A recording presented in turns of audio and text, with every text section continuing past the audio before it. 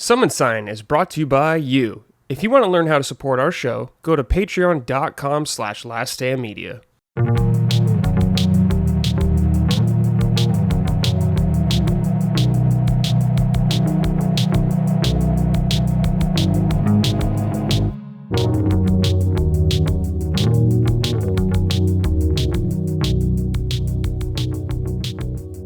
Welcome to episode 60 of Summon Sign, Last Stand Media's weekly in-depth game discussion podcast. I'm your host, as always, Brad Ellis, and joining me this week, I have two awesome humans with me.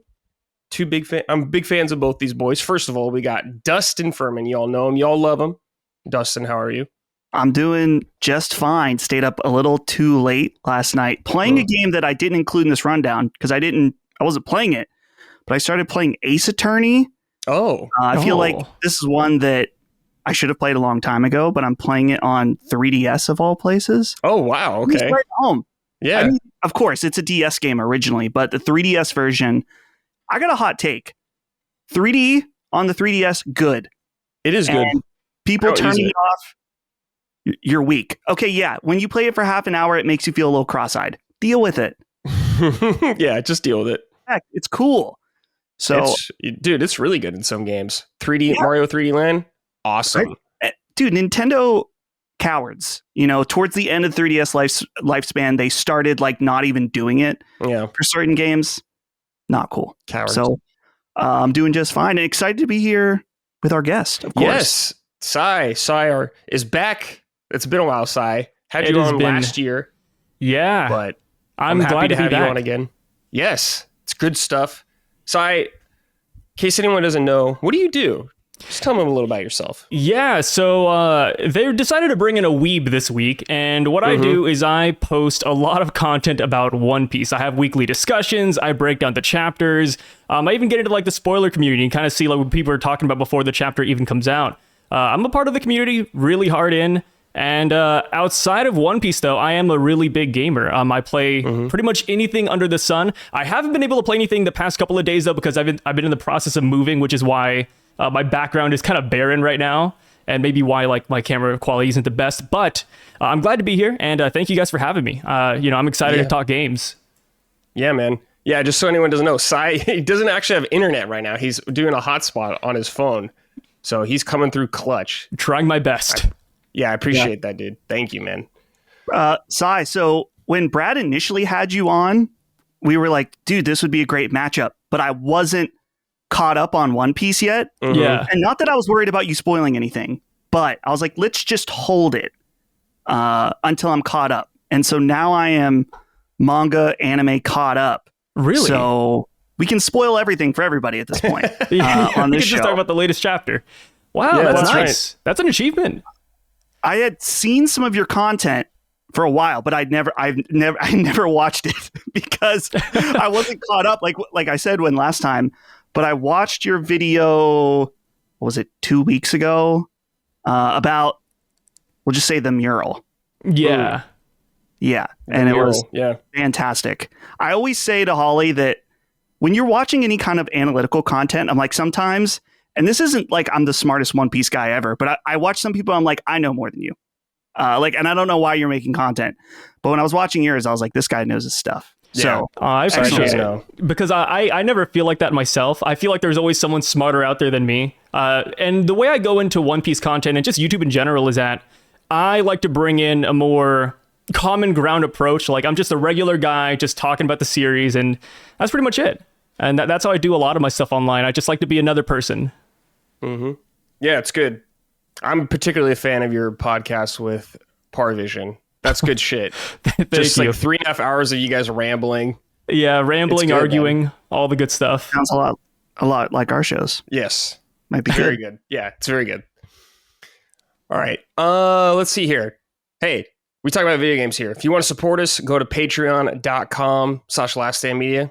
Greatly appreciate that. Leave us a nice rating of this show on your podcast service of choice if you enjoy it. That also helps us grow, so thank you. And if you want some merch, we got some at laststandmedia.store. All right, we got a quick warm-up here. This is from Pair of Shoes. Hello, Barnacle Brad, Dustin, the Destroyer, Muscle, and Sai, the Civi. Civi? Is that how they say it? Syv? Okay. Yeah, like a kitchen sieve. Like Sevi. I feel like that's some sailor thing too, but I don't know. I'm probably losing it. Did you hear the great news? Uncle O'Grimacy is coming back to McDonald's for the Shamrock Shake after 40 years of not being present. Are you excited? What the hell? Well, I'm sorry. Where was he all this time? Hiding in the deep, dark shadows of Middle Earth? Or maybe he was in prison due to terrorist activity with the IRA. Thanks for the great content. All right, Dustin, you have like a fetish for Shamrock Shakes. It's Please true. elaborate. I do have a fetish for Shamrock Shakes. I've had 3, 4 already. Oh my God. This is the level that I'm at, Brad.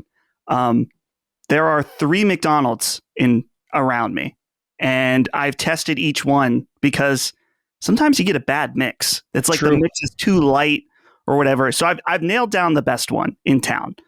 But this Uncle O'Grimacy, I don't know who this fucking guy is. Yeah, I want to look him up. Some boomer coming in and thinks he's the mascot. I mean, I guess respect to the OG, but I don't know if I really care for these McDonald's characters. You know, they're a lot of fun. A little slimy. They're all horrifying. Yeah, they're horrifying, but I think that's the appeal of them, right? Like, who would come up with just a giant purple guy, right? Yeah.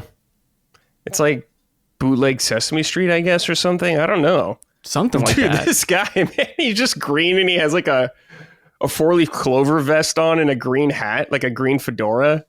Man, McDonald's was on one. Side, do you like Shamrock Shakes from McDonald's? I've actually never had one. I've heard people talking about that recently, but I thought it was always like a made-up thing. Damn, I think I have to try one. I don't know the last time I had one. I don't even remember what it tastes like. Yeah, what is it supposed to taste like? So it's like a vanilla mint, like green mint, almost like green mint ice cream. And if I'm being 100% honest, it's not going to blow you away. It's not like the best thing you've ever had in your life. But for me, it's nostalgic. My parents love them. So we used to go when I was a kid and get them. Okay. And it's only for 1 month out of the year you can get them. So it feels like a special occasion to get them. But if you don't like a mint flavored anything, then you're not going to like this. Gotcha. I've never seen any promotion about this whatsoever. Like never on the menu, not a commercial. And then all of a sudden it's getting really popular. Yeah. It's like a low-key cult classic or something, I guess. Yeah. You describe it as. Dude, have you guys had the key lime shake from Chick-fil-A? Also limited edition. Yes. It is. Oh, yes. I have. What did you think, it. Sai? I loved it. I'm not a big key lime fan, but I really enjoyed it. Okay. I love anything Chick-fil-A does, to be honest. Yeah. Oh, it's so good. But yes, that's my Shamrock Shake, Dustin. Where I'm like, this is the best right now. Key lime is pretty lit. Like I get key lime Greek yogurt from Aldi. Ooh, yes.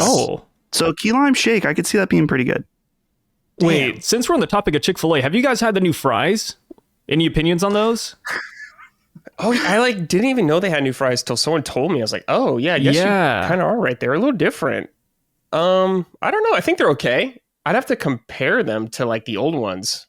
I'm not offended by them or anything. I think there's like more starch or less starch, and now it's like more crispy as well. It's really strange. Right, yeah. A little more crisp. Yeah. Do you guys know Report of the Week on YouTube? Of course I know him. Yes. I saw, so every once in a while, his reviews will pop up, and I'll watch about 4 minutes of them. But if you've seen one, you've seen them all, of course. He reviewed those fries, and he was pissed.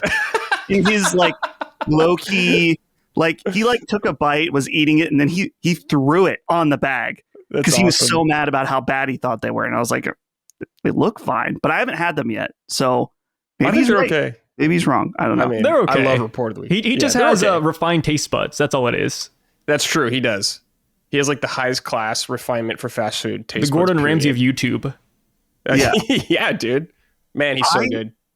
I for a while thought that he was doing a bit, and it was just like the longest running bit, but it's not. He is dedicated. This is his life, is wearing the suits, slicking his hair back, reviewing food, and talking like he's from the 40s or something. It seems like a very elaborate bit, but it's not. I know, it's just his life. And he does like a radio show now. Yeah. It's not a bit, dude. Can you imagine though if it was a bit? The dedication. Amazing. I respect the hell out of that. Yeah, he takes off the suit. He's like super jacked. He hops in his Lamborghini and goes to like a fine dining restaurant. He's like, finally, I'm done with this. Dude, he's so sick, man. Dude, Dustin, we should get him on this show. Dude, I wonder if he plays games. That's a good question. Let's ask him. I was going to suggest to Colin that, it'd be insanely controversial, but it's kind of par for the course for us. It's like, do you get Kanye on to talk about Last of Us since he's so obsessed about it? I think I was thinking that before his recent Twitter meltdown. Mm-hmm. It would have been controversial then, but I think it would have been passable. I don't think it would be passable anymore, but it would be interesting and very funny. Yeah. But you never know what that guy's going to do. No. Who knows what he's going to do? He showed up to Last of Us like 10 years late, which is the funniest part too. He acts like it was a new game. Yeah, that's so awesome, dude. He's just not getting it. So good. All right, Dustin, you and I, well, Sai might be interested in this because Sai, I know you're a fan of these games, but Dustin and I have been playing, or we did play, the Elden Ring and Nightreign network test. Now, I know you like Elden Ring, Sai. I won Nightreign, but like I said, I was moving while the playtest was going on, so I did not have a chance to play it, but I saw a lot of my friends play it, and it looked great. Yeah.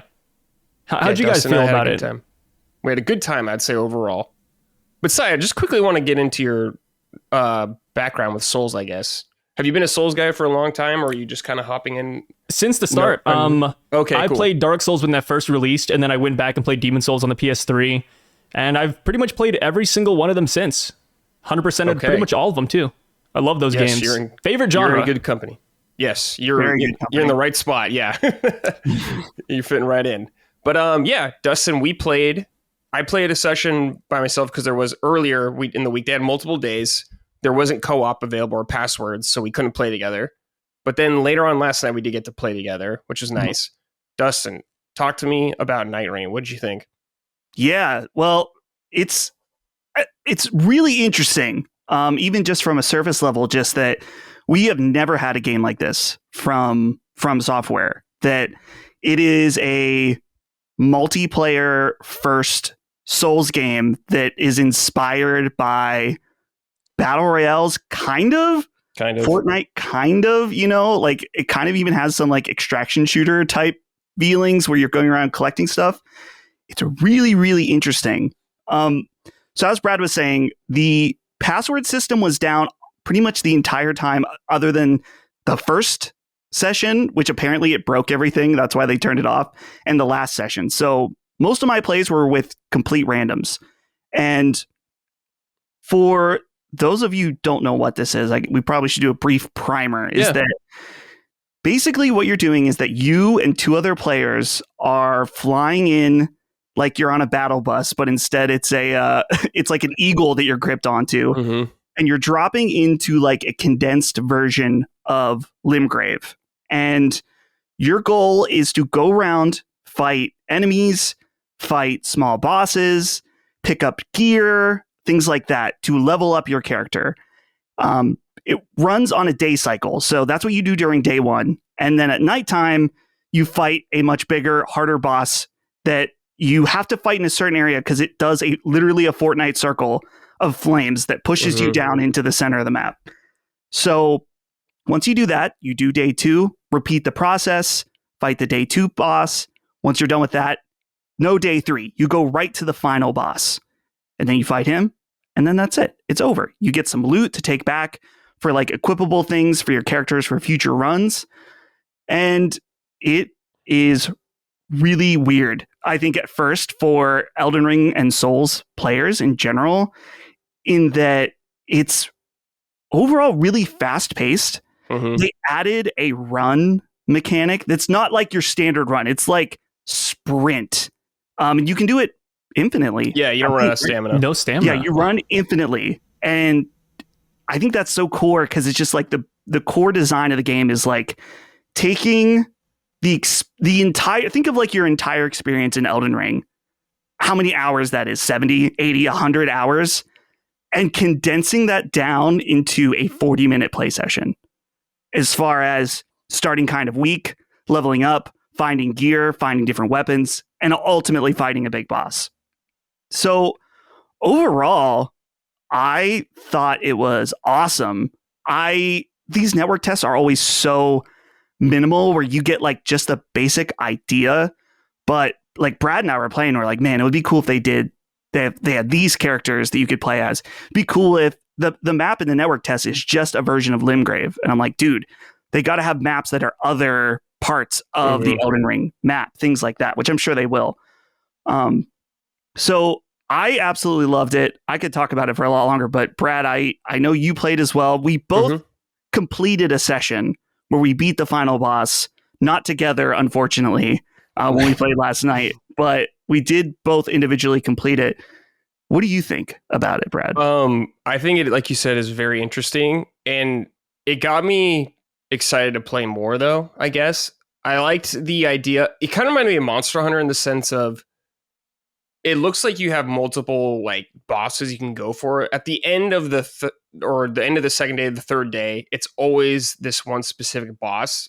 Otherwise, the bosses are randomized to an extent. Like one of them was these two like weird goblin guys, and the other one was like the centipede demon was back. Yeah, there's bosses back from old games, by the way. Like Nameless King from Dark Souls 3 is in this game. We didn't get to fight him though, sadly. But the final boss of this was like a Cerberus dog with 3 heads, and it had like this huge chain. It'd swing around, then it'd split into 3 separate bosses. It's really cool. So you're always going to have that one main boss you go for, and I like that just because it's not completely random. I also really like that your class is now like an actual character. You're not just a character you make. It's not like every other Souls game where you make your own character. It's like, no, you are this specific character. They have their own dialogue. Stuff like that. And I thought that was really interesting. I thought the classes were pretty fun. There was 4 in here right away. There was what was the one that has the goofy name? Dustin.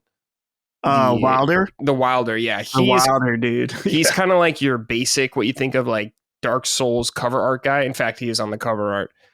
So, big broadsword, shield, but like Dustin is saying, you can get new weapons, or you get new weapons throughout the run, and they come in color coded, like, you know, every game now. Blue, green, purple, the better the color, depends on the tier of them. And what's cool is no matter what character you are, you can use any weapon. You don't have to worry about them slowing you down. There is no weight or like weight encumbrance or anything like that. So if you start as the magic character, for instance, you can pick up a 2-handed club if you want really easily and just use that. So you're not limited to that, which I really appreciated. And there's like stuff to get, like talismans. I got a couple of them. Like I got like the blood loss one from Elden Ring, where you make them bleed and deal more attack power.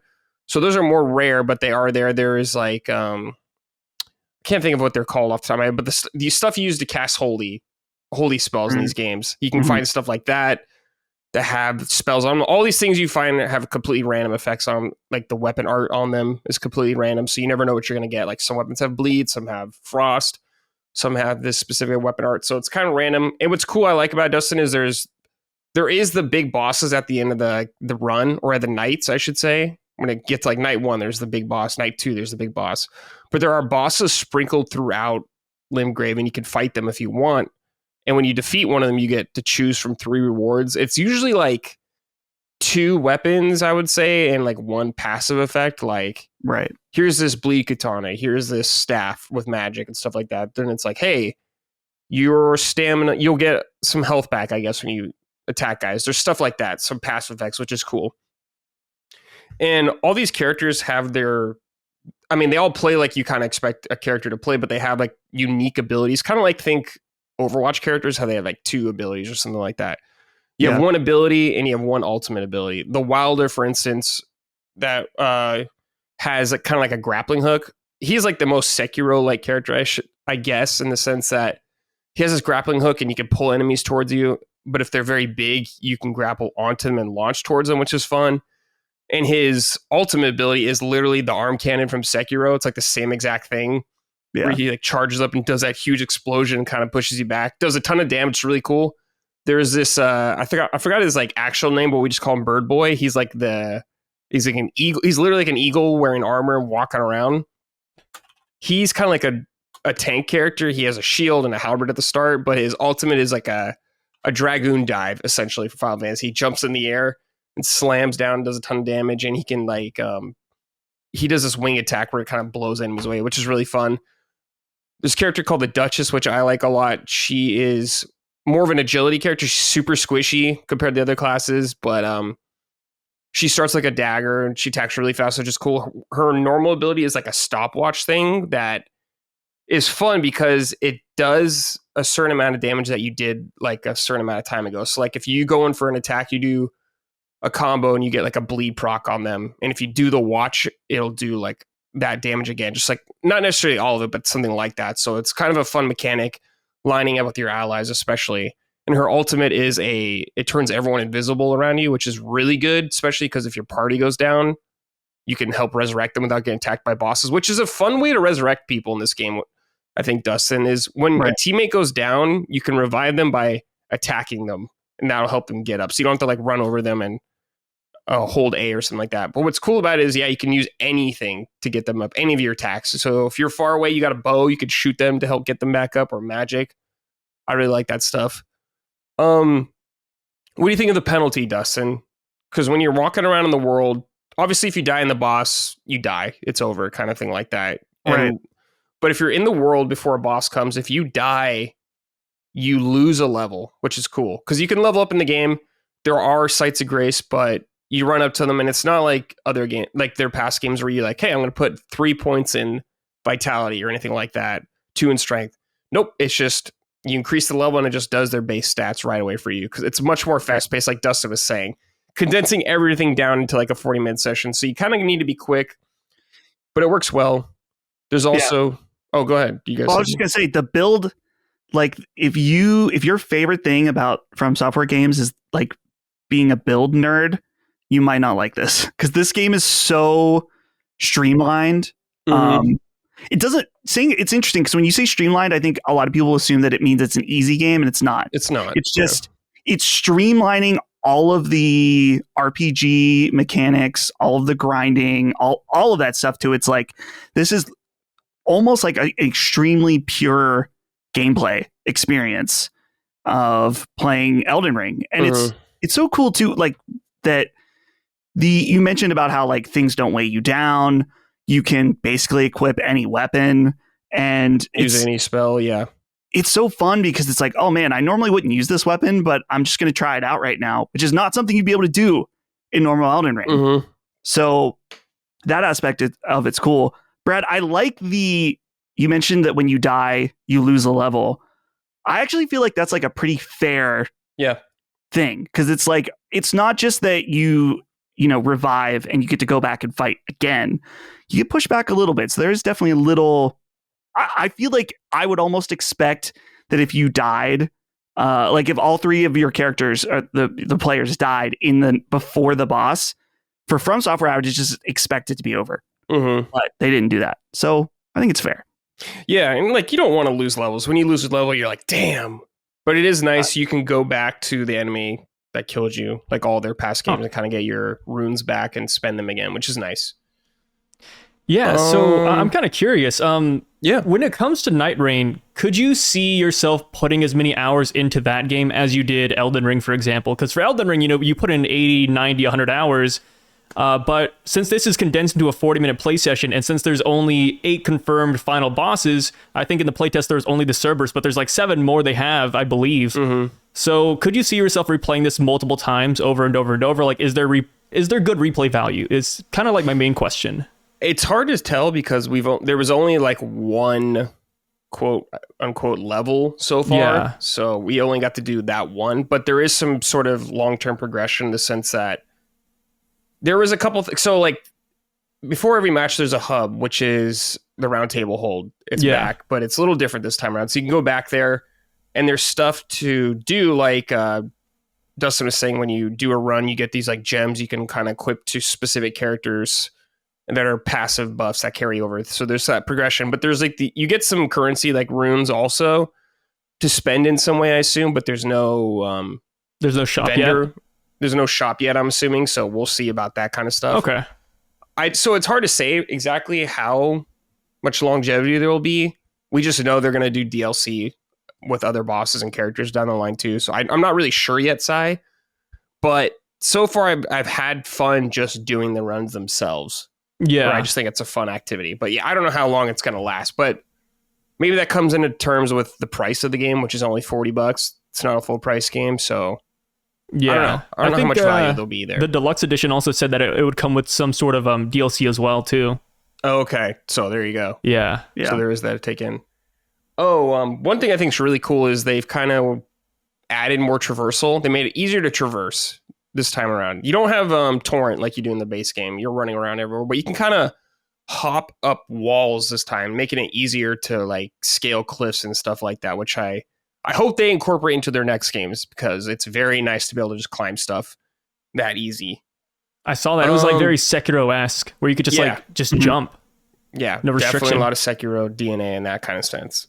Dustin, I don't know. Is there anything else that we're kind of missing? I'm trying to think off the top of my head. Any other thoughts? I guess this is just kind of like overall in thinking back on my experience with the network test is that I wonder how much potential this has in terms of really this is kind of a live service game, or at least it could be, in that they can continue to add content to this game.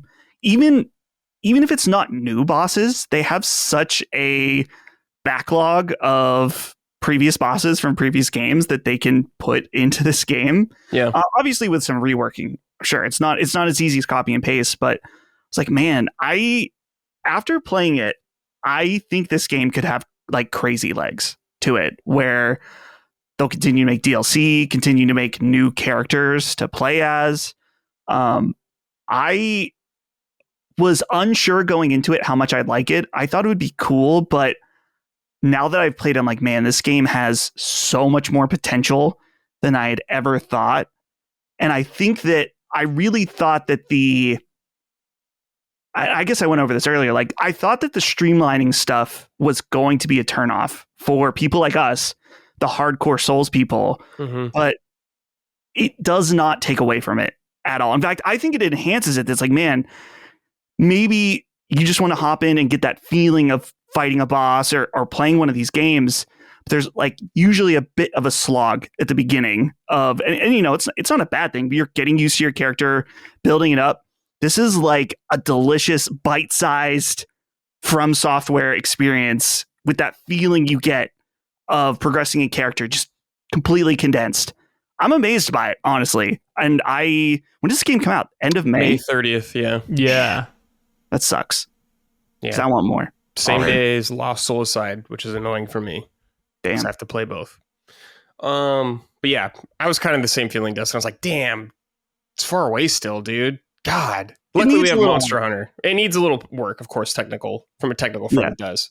We were having some bugs, like Brad's character was like kind of half crouched. Yeah. We had that. Some of the textures were not loading. The frame rate was bad. And all of that, that's fine. Like I'm not judging a game's technical quality on a network test months out. But I was like, man, I really hope for PS5 players they get the frame rate sorted. And when I mean sorted, I mean better than Elden Ring on PS5, because obviously this wasn't good. I'm not judging it based on that, but I'm like, man, you have at least PS5 Pro support or something. I know not everyone has that, but get the technical stuff sorted out from software. They never will, though. It's the No. Yeah, we'll probably play on PC, but I hope the PC version is good as well right out the gate. But I not optimistic. Not optimistic. But no, yeah. But yeah, it was a good time. Sai, any other questions? Oh no, I'm just excited. Are you good? Okay, cool. I would say when it comes to it, what are you guys expecting for the next 4 classes? Because like you said, we have Wilder, Recluse, and the other 2, Duchess.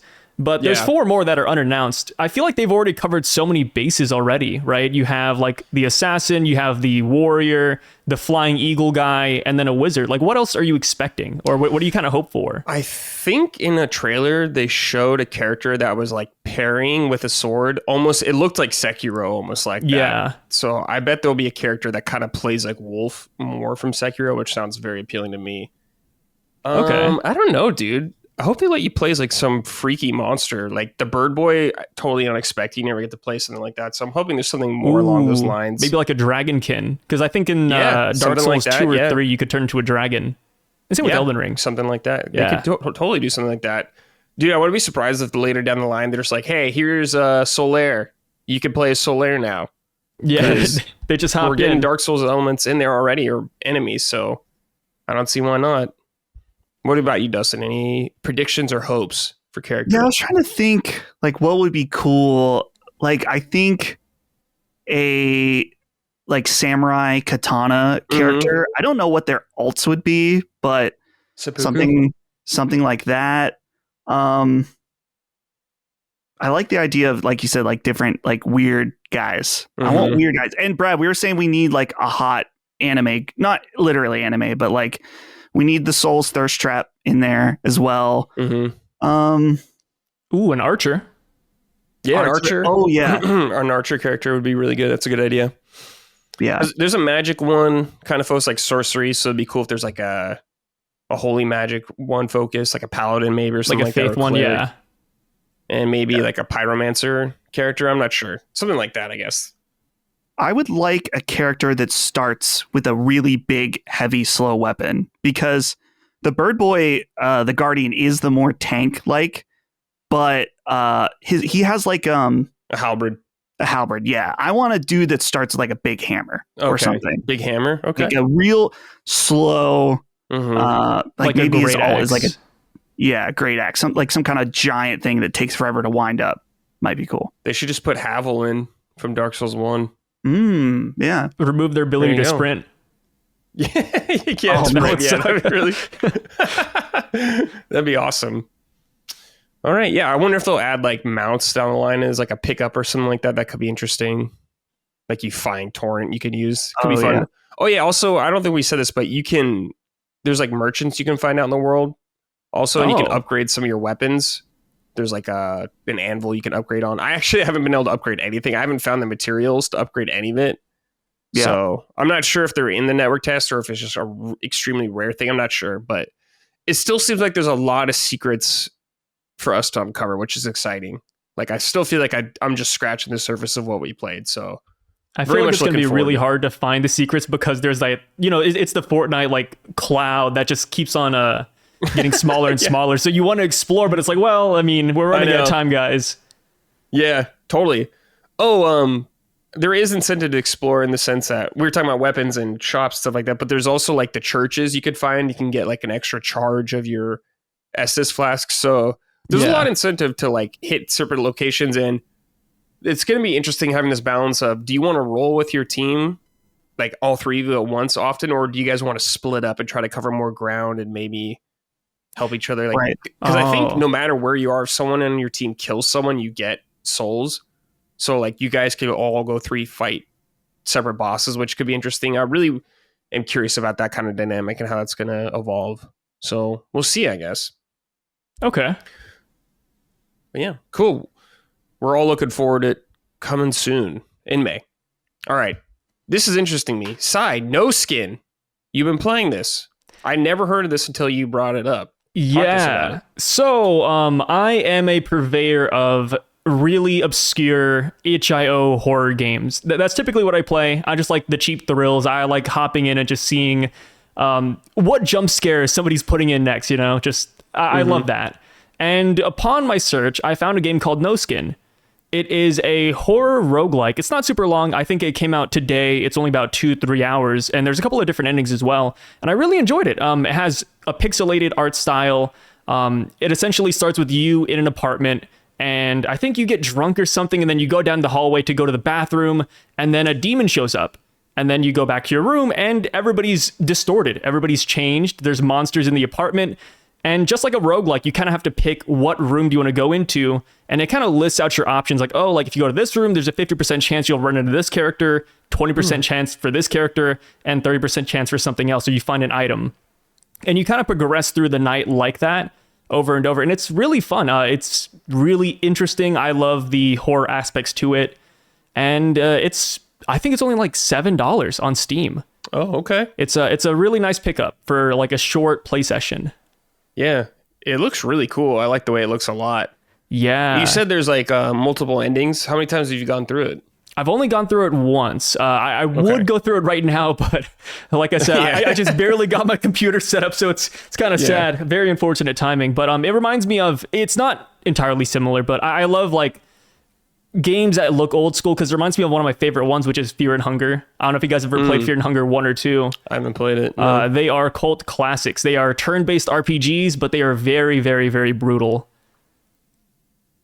Oh, I've seen those actually. I haven't played them though. Yeah. Yeah, I highly recommend it. Also on Steam. About it last time, maybe you were on here. Yeah, I'm really sure. I just replayed the second one again, and they're constantly updating it as well to add more endings or more dialogue options.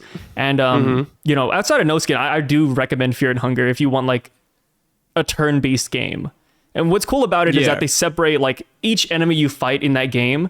They separate them by body parts. Like, let's say you fight an enemy with like a humanoid, right? You could cut their legs off and then their accuracy goes down. You can cut their eyes, their accuracy goes down.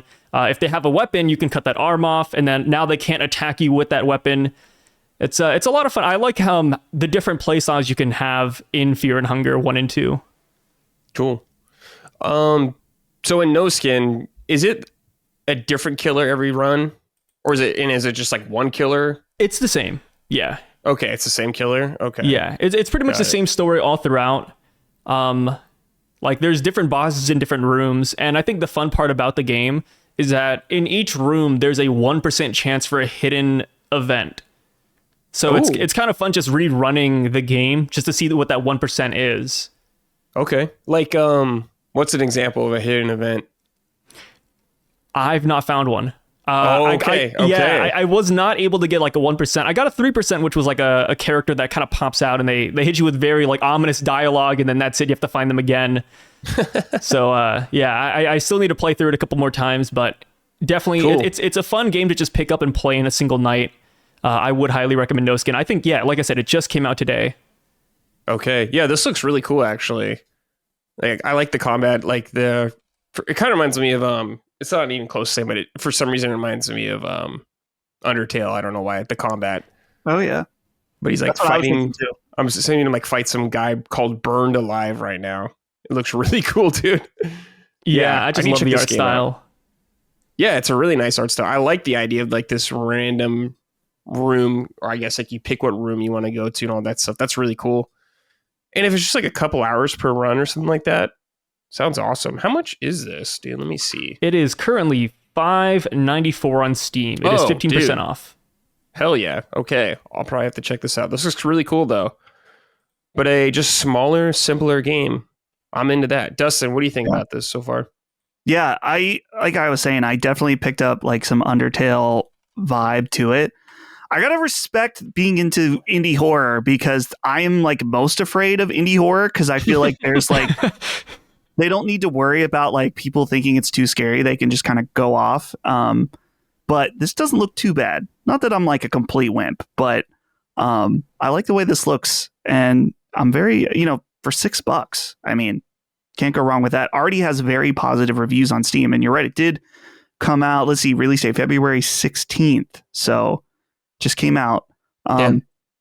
Yeah, indie horror games, dude. I was watching a video last night. This is a aside, but I was learning about this game. Maybe you've heard of it, Sai. It's called Time to Play the Game. No, not Time to Play the Game. That's the Time to Play the Game. It's like that. The game horror game. Man.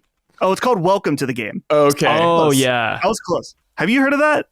Yes, I've played it. That is, it's a horrifying game. I played the second one, and I had to stop halfway in because the jump scares kept on getting to me. Dude, this game looks absolutely wild. There was a video I was watching. I don't remember who the YouTuber was, but it's like a 2-hour video about this game. And I was like, I would never play this, like ever. Mm-hmm. Seems too intense and too difficult. But indies are really where you can find like in the horror department, like really cool, interesting ideas. And it's not that we're not getting AAA horror games, because obviously we're still like Resident Evil right now is still huge and things like that. But Silent Hill, but it doesn't have the same quality to it. Like it's a different quality, like high quality AAA versus like really unique, creative ideas. Yeah, I would definitely recommend Welcome to the Game 2. It's the reason why the jump scares get to you is because you have a job to do on the side where you're researching through the internet on like the in-game computer, and while that's happening, someone's constantly trying to break into your apartment, and you can only focus on one or the other. So by the time you get up out of your chair, it's like, wait, is that guy in the closet? Is he in my house? And you just don't know. Or like you're mid searching, and then all of a sudden you get yanked out of your computer and a guy just screams at you, and it's like, okay. I think that's why it's so horrifying. Yeah. I don't know, Ty. Like, what are some other indie horror games you'd recommend? Not exactly. I guess it's not AAA. I would recommend Visage. It's over on Steam. Okay. That is horrifying. Yeah. I had to quit that one as well. And I like that game a lot because they just drop you in a house at the very start, and you get to pick what storyline you want to go down. Like if you go up to the closet, you'll enter the girl storyline or the daughter storyline. You go in the parents' bedroom, you activate their storyline instead. Oh. So you can kind of choose like what you want to do first, which is the best part. And pretty much all of them are pretty horrifying. So like I said, I had to stop halfway in because I was like, yeah, I don't want to deal with this. Like when I play indie horror games, sometimes I go after the ones that aren't always the scariest. You know, because as much as I want the thrills, I want the cheap thrills, right? I want to be jump scared by like a pixel, not like an actual thing that I can, you know, I walk outside of my kitchen, I'm like, okay, wait, like should I look around real quick? Yeah. Have you played any like horror games in VR? No. I haven't gotten into VR yet. Okay. Dude, that's where it's at for horror games. Oh God. I can't do it. It's so intense. The most I could do was Resident Evil 4. And even then, Resident Evil 4 is not a scary game. But when you're playing in VR and there's like a dude in your face, it's like, all right. Yeah. I don't even know how people did Resident Evil 7. I did, and it was terrifying. Terrifying. It's so cool, man. Like that is, if you want to get freaked out, VR horror is like the way to go. But of course, it's like a big production to get it going, but it's so good if you can do it. So good. All right, cool. No Skin. Great recommendation there, Cy. Love it. Dustin. Wait, hold on a second. Let's rewind real quick. We kind of talked about this a little bit earlier, but let's rewind. Let's go back to Elden Ring real quick. I want to just read this. I totally skipped over it. This is from the Uncharted Wolf. What's up, Summers? Do you guys expect the longevity, or what do you expect of the longevity of Nightreign? Do you see FromSoft supporting this title for years to come, or do they release DLC and updates over the span of 2 years max? I just question it if FromSoft has the bandwidth to fully support a live service game. We kind of touched about this a little bit, Dustin. How long do you think they'll support it, though? I think it probably depends on the success of not only the game, but how many people are buying the DLC that they do release for it. I could see this game, not that it would be a simple task, but I imagine that they could put together a team to support this game into the future as far as like I said, it's not exactly recycling bosses, but in some way it is, that they can kind of like add new bosses, new weapons and things like that. I mean, this game already is a recycled out of Elden Ring to make something new, which I think is awesome. So 2 years max. I mean, I would hope it's supported for 2 years. But I think that if they realize they have like an insane cash cow on their hands that they can just keep supporting it and people keep buying stuff, then it might be more than that. It's hard to say. Yeah. Any estimates from you, Cy? If I had to take a guess, I'd say 4 years. And that's simply because like you guys said, right, they're reusing content. I think they could also reuse areas from the previous Souls games or Demon Souls or even Sekiro if they wanted to get crazy. Just take those linear areas, expand them, and then just have people play in them, you know, like bring in all the bosses. Why not? And as far as like if they have the bandwidth to support this, I think they can. I mean, their Souls games, they sell super well every single time. I'd be shocked if they don't put together a team just for this. Yeah, or some other support studio, something like that. Yeah. That's a really interesting idea, Si, of getting like locations or levels, I guess, maps that are from past games. Yeah. I'm thinking about like, hey, what if one of the maps is Boletaria from Demon Souls or something like that? Or maybe Bloodborne, Dustin. Dude, that would be the biggest tease. I mean, they continue to tease, but playing this game in Yharnam, that would probably take a pretty significant amount of work to make it happen, but it would be sick. Blight Town from Dark Souls 2. Oh my God. Hell yeah. Blight Bring Town, that dude. God. With the frame rate. Yeah, you got to keep the frame rate bad. All right. Dustin, Civilization VII. You've been playing a lot. I know you're a big fan. Your wife, Holly, is a big fan of Civilization.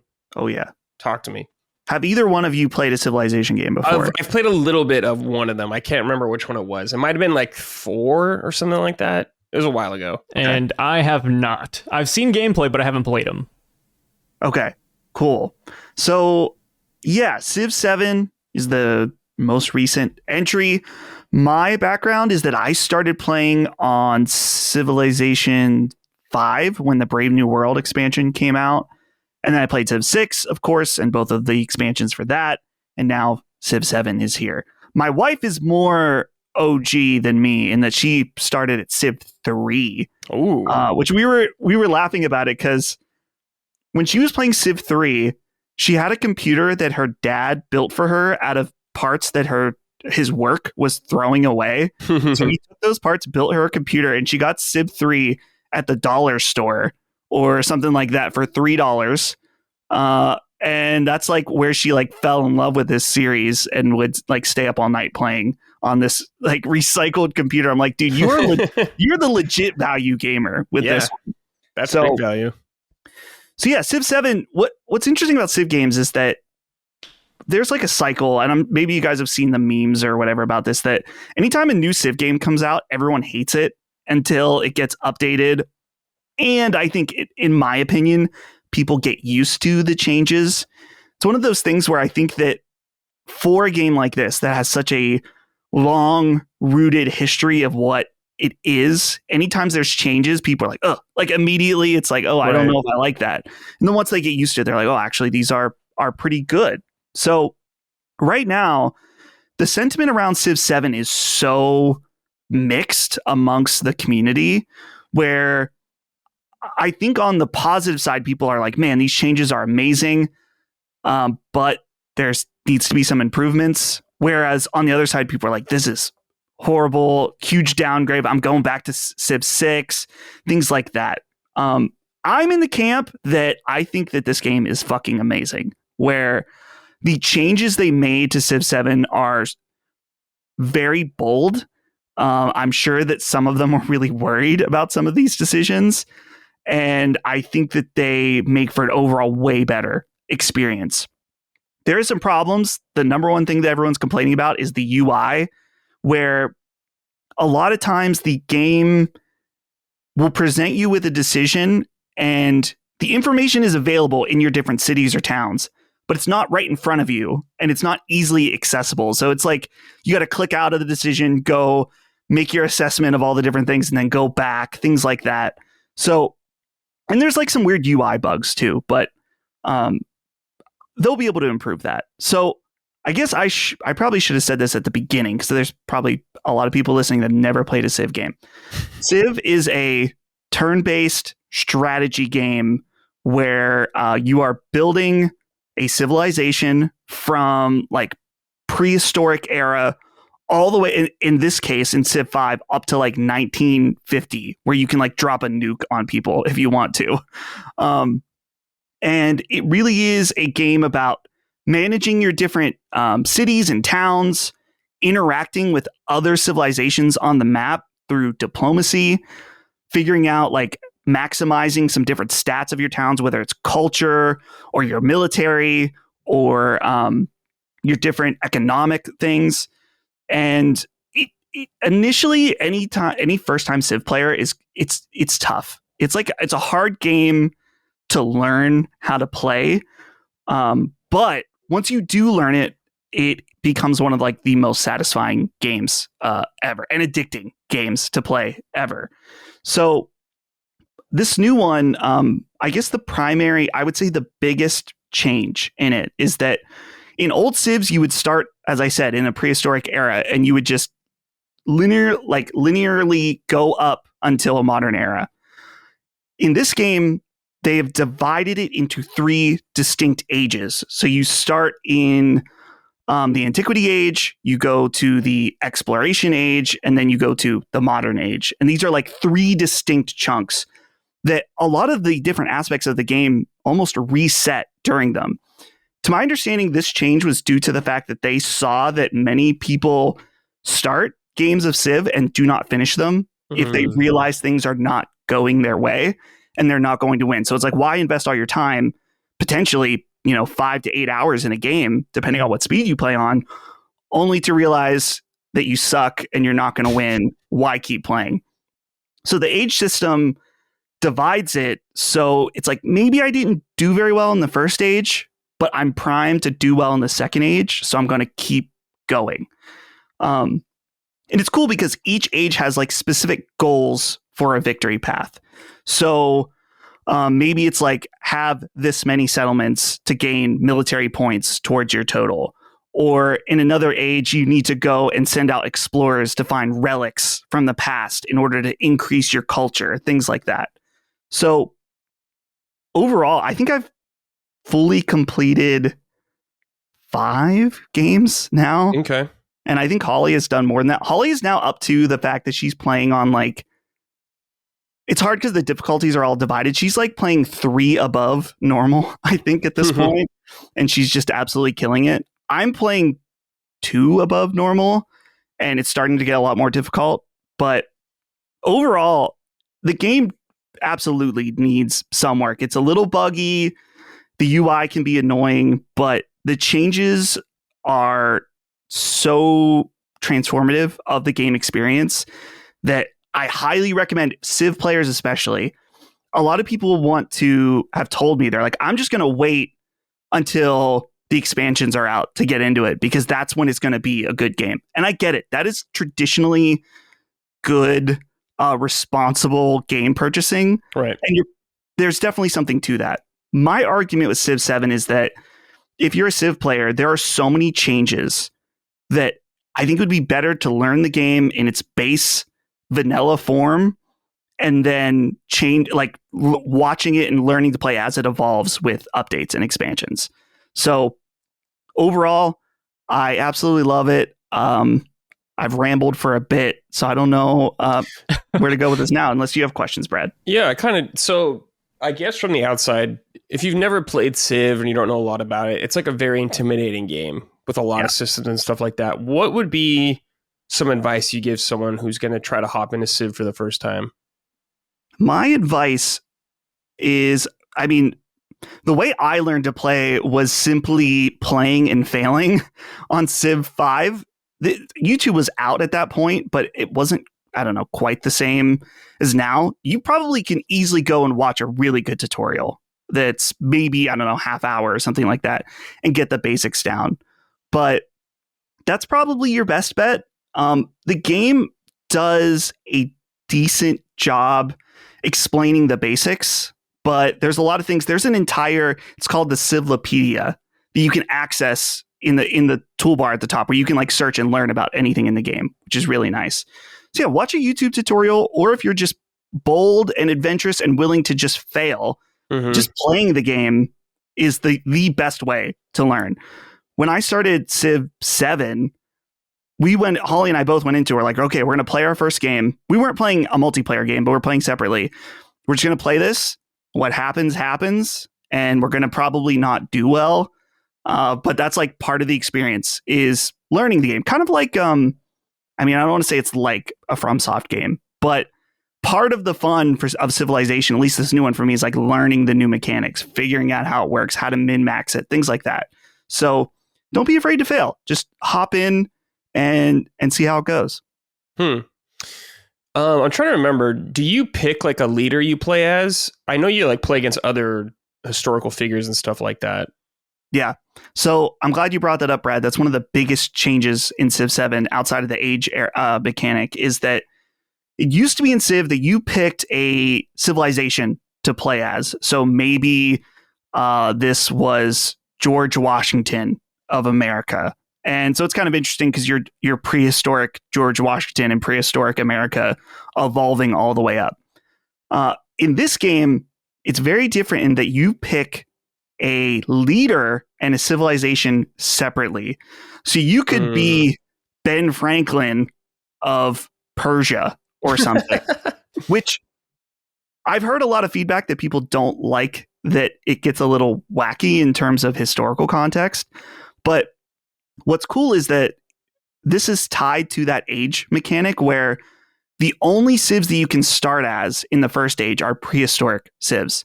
And then when you change over to a new era, you change your civilization. So you could start as, I don't know, like I said, the Persians or something. And then by the last era, your civilization has morphed into the United States or something like that. And so that, I think, while it is wacky to be, you know, a random civ tied with a random leader, I like the idea. It's like, you know, America wasn't around in the prehistoric era. So it's like they only exist in the era where it would make sense for them to exist. And it's cool because it gives you the flexibility where you play as the same leader the entire game, but as your civ changes, maybe you realize as you're playing, you're like, man, I'm really set up to not be a military-based civ, but an economic-based civ. So when I go into the next era, I'm going to pick a civ that has more bonuses and buffs for what I'm going for. Same with, like I was saying earlier, like the adaptability of playing through the game instead of just like one straight shot with old civs.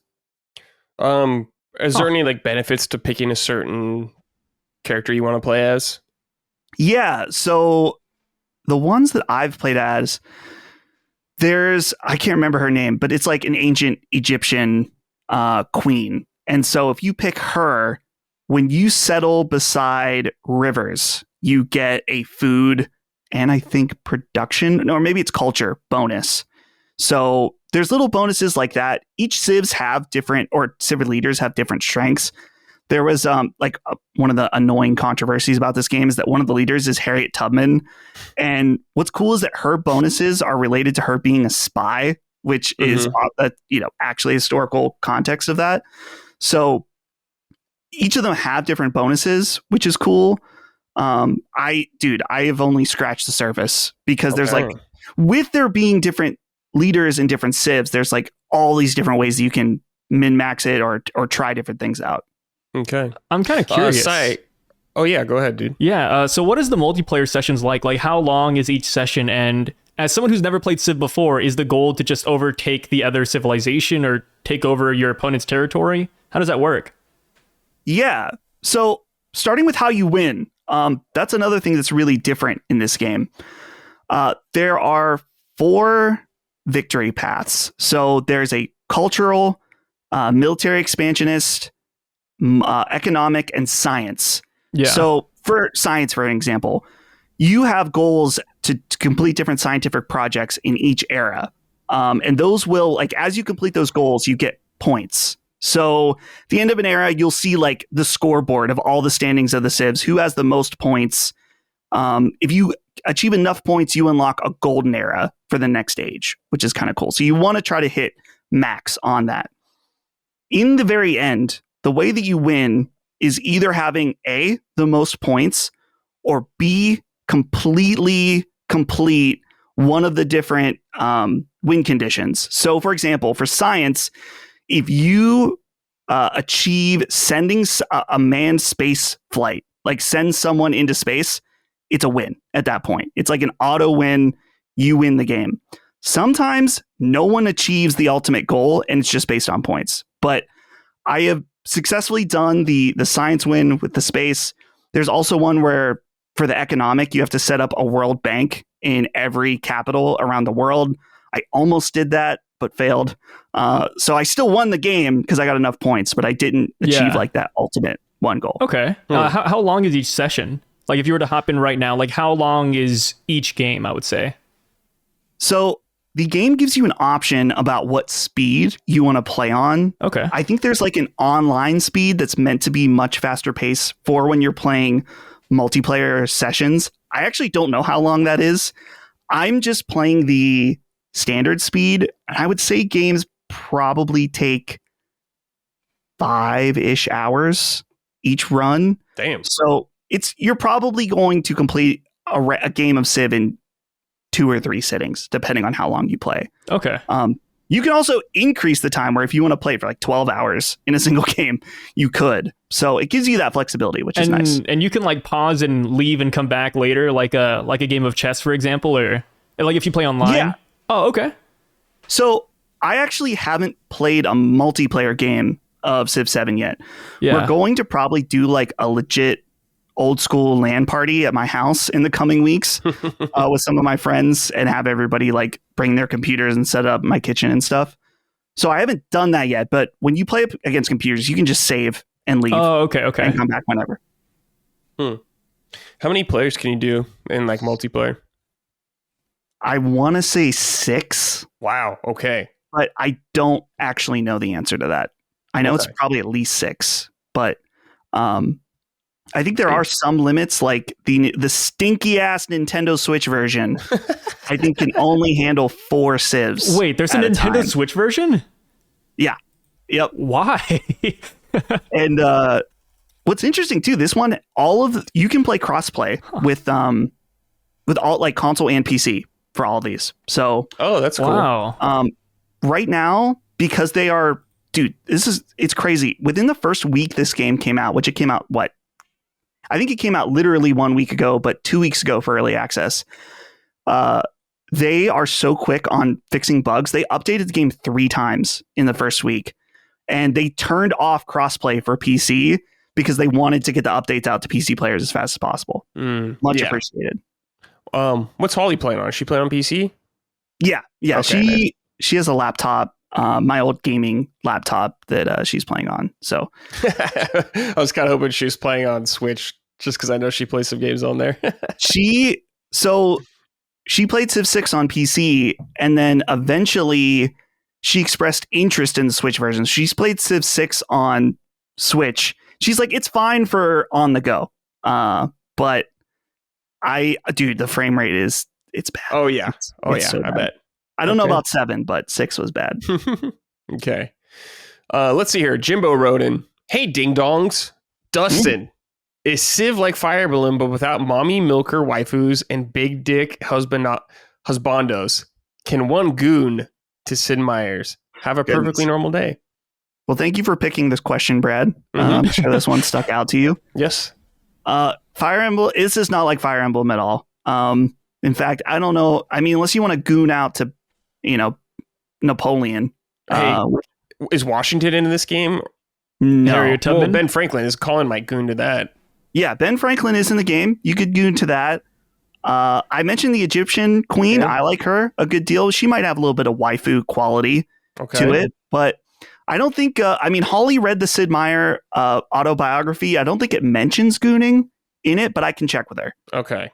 If that was an intended gameplay mechanic. I like to imagine gooning is one of the scientific achievements you need to reach for a point. You unlock online pornography. Yeah. Like all one of the goals to winning. Get way happy, but your production goes way down. Yeah.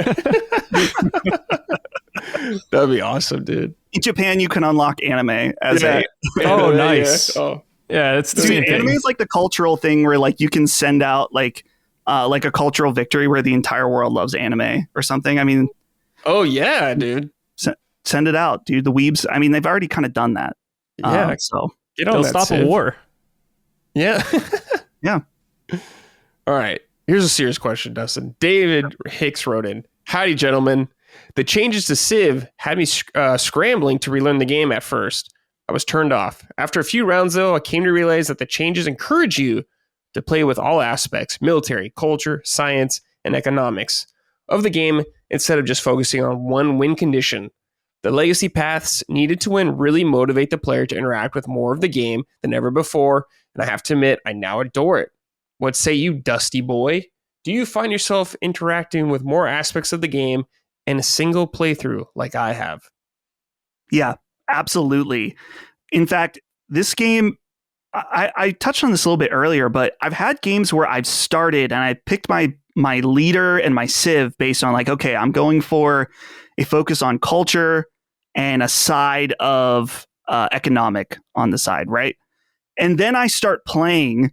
I'm like, actually, I'm pretty primed to be, a little, takeover. Like I'm going to be a little military.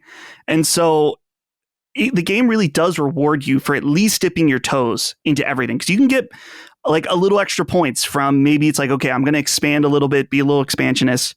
And the game can surprise you by how it adapts and encourages you to play different ways. That's the thing right now that I've been doing is that when I finish a game, there's part of me that wants to do the same thing again on a harder difficulty since I feel like I've learned it. But I'm having so much fun playing the game in different ways that I never do the same thing twice. And that's totally different from Civ VI, where I almost never wanted to do military in Civ VI at all. And really, in my opinion, I'm sure maybe I don't know enough about the game as other people, but I felt like if I was doing military, it was like all or nothing in old Civ games. Whereas this one, it's like you can kind of dabble in all different places. I went into a game trying to be military, and then I won the economic victory just because I had like a powerhouse of 15 different towns or cities or whatever. So it definitely encourages you to play different ways. And I'm glad to hear, David, that you ended up changing your mind on it, because I can totally understand where something's different and you're like, ooh, don't know if I like this, but stick with it and you'll learn to like it. You're muted, Brad. Sounds interesting. Cool. Nice. That is like my signature, being muted. Sounds interesting. I would like to play Dustin. Just too much stuff right now. Dude, I'm glad you're enjoying it. It would be so much fun if we all got together, played an online game. Monster Hunter's close. I can't. It's 2 weeks away. Yeah. You're right. Monster Hunter's too close. And that's going to take over. All right. Good stuff, dude. But now it's time for Sort It Out. On this segment, we're just talking about something that's kind of bothering us in the game industry. Well, not kind of, but is bothering us. Could be light, could be a joke, could be a company, could be a person at the company, whatever. Game itself, specific game. Dustin, what about you? Anything that needs sorting this week? I'm more focused on my keep it up. Okay, that's fine. I do have a Sorted Out. Okay. A light one. Repeat for sacred listeners, I'm sorry. But Sorted Out PlayStation fans. With unrealistic expectations of a state of play. Honestly, we recorded last Thursday and we were pretty positive on the state of play, talking about the negative reaction. And I was expecting to get slaughtered on Friday. Mm-hmm. And even today, now that we're released for everybody, I was like, man, last time we did this, that we defended a state of play, it was like so bad. But I was happy. I'm pleasantly surprised to see people are not overall in agreement with us, but more in agreement with us than before. That just that I understand people's desire for first party games. I want them to, but in a quarterly state of play, I just don't expect 4 new first, second party announcements or something like that. And we got a new Housemarque game announced. If you're really the person that's doing the check mark of first party, you also got Days Gone remastered. If you want that or not. And we have other great stuff coming up this year with Death Stranding 2, second party, of course, and then Ghost of Yote. There's so much to look forward to. So take it easy with the pitchforks. Yeah. Put them down. Sai, is there anything that's bothering you in the gaming landscape? It's okay if there's nothing. Not curious. Really. Funny you brought the state of play, though, Dustin, because I watched it. And I loved it. I whenever I go into one of those showcases, I always have like low bar expectations. So just seeing new games announced, like Tides of Annihilation or another game that I really enjoyed, I think it was like the Midnight Walk. There's some really good games in there. Yeah, they're not like AAA, but they're a lot of fun. I guess the one Sorted Out, and of course this is like an age-old one, but Bloodborne remastered remake. Like, what are they doing with that? Yeah. Like, I would love if they just came out and gave like a definitive yes or no. But instead, they just keep on beating around the bush. We have like one interview every 5 years where they're like, oh, maybe it's on the board if they want to do it. But it's just one of those things, like they know that the fan base wants it. So ideally, just yes or no. Because every showcase, they're like, is this Bloodborne? Is this Bloodborne? Is it Silk Song? It's like, it's the same song and dance. Silk Song, man. Yeah, I refuse to acknowledge Silk Song until it's actually out and I can play it. It's crazy. That's the way to live. I know, yeah. It's crazy. My old coworker played it in 2019 and it's still not out, dude. Here we are. It's insane. I'm going to piggyback off you, so I like that. The Bloodborne thing, I got no problem with Days Gone Remastered. It's totally fine. But why are you not giving us the remaster that literally everyone's asking you for? The most requested remaster you have. You're giving us everything but what we're asking for. It's insane. And Days Gone's a fine game, but it's just like, come on, guys. Just give us Bloodborne already. That's enough. It's not even a long game.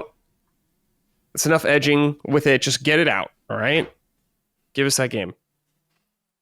All right. This is from Petrie. Greetings, slitty, slurpy summoners. Good Lord. Oh, God. Ooh. Sorted out to all the internet negativity out there following any kind of showcase, state of play, whatever. It's getting extremely exhausting hearing the same things over and over again. The sad truth is that most negative opinions have the loudest voices, and all the people acting like nothing ever satisfies them don't actually play that many games. Everything is boring. Everything is woke. Shut the fuck up. If you don't like something, how about, I don't know, ignore it and move on with your day. I swear these people act like PlayStation or Xbox or whoever owes them anything. You're not owed anything. If you truly are spamming L in the chat at every showcase, sell your console, don't play games anymore, and prove your point. Damn.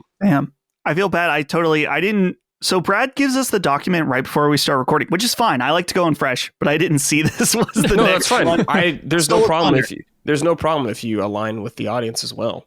That's good. Totally fun. We're in alignment. Yeah. But yeah, sell your console. That's a bold thing for him to say. Just sell it. Just sell it. You know what? Just stop playing games. Just go outside. I guess. I don't know. All right. This is from Aaron Robb. Hey, summoning sussies. My sword out this week goes to video games feeling they need to be the Walmart of game mechanics and experiences. I don't need a game that has base building, stealth, dual protagonists, RPG mechanics, survival gameplay, and the ability to send dick pics to your girlfriend. Kidding. Seriously, though, if I want a certain genre of game, let me seek out that style and don't ask me to do everything under the sun.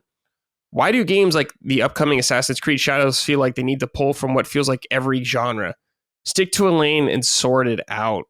I haven't been paying attention at all to Assassin's Creed Shadows, but I guess there is kind of like a base building thing. Yeah, there's like a town building aspect to it, which feels out of place in Assassin's Creed, but you can visit it though. You can walk around and talk to people. So there's that. But I don't think it needs it though, right? Right. Yeah. I guess I don't know. It's just one of those every games that has everything in it. Yeah. And I don't think there's anything wrong with that, but I get where Rob's coming from. I get you, Rob. All right. It's from Elon Chan. What up, dudes? This week, I'd like to submit a sorted out to Sony with all these unnecessary remasters. Of all the games that could receive a remaster, Sony picks the IP they shit canned. Why? Are they planning to actually bring Days Gone back for a sequel? I get that these remasters are probably low-hanging fruit, but it is really more worth it to do these remasters than, say, remake an old title that could reinvigorate an old series like Resistance. Maybe it's not that big of a deal, but in the wake of all these cancel live services plus a recent PSN outage, it leads one to wonder just what is and has been happening at Sony. What do you think, Dustin, as someone on Sacred? I do agree that the choice to do Days Gone after seemingly a sequel was never greenlit or anything, like, I don't understand the strategy. But at the same time, these remasters are, I wouldn't view them as taking away from something else. They're looking at this as like, okay, we can have a small team, bring this up to speed, gives us a chance to sell the game, give it a new pop. So I think the thing with the Days Gone remaster is that a lot of people see that and like, oh, you gave us this instead of Bloodborne. Right. And I can understand that feeling, but that's just not the case. Yeah.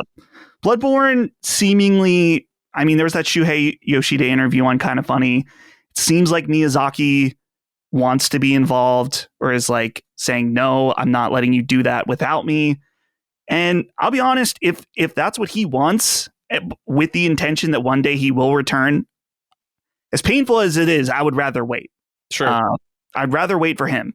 So I get the frustration, but yeah, I'm the fully remaking or remastering an old game would cost a lot more money than bringing Days Gone to PS5. Yeah, it's weird with that Shuhei thing and Bloodborne. That makes sense to me if you're going to remake the game.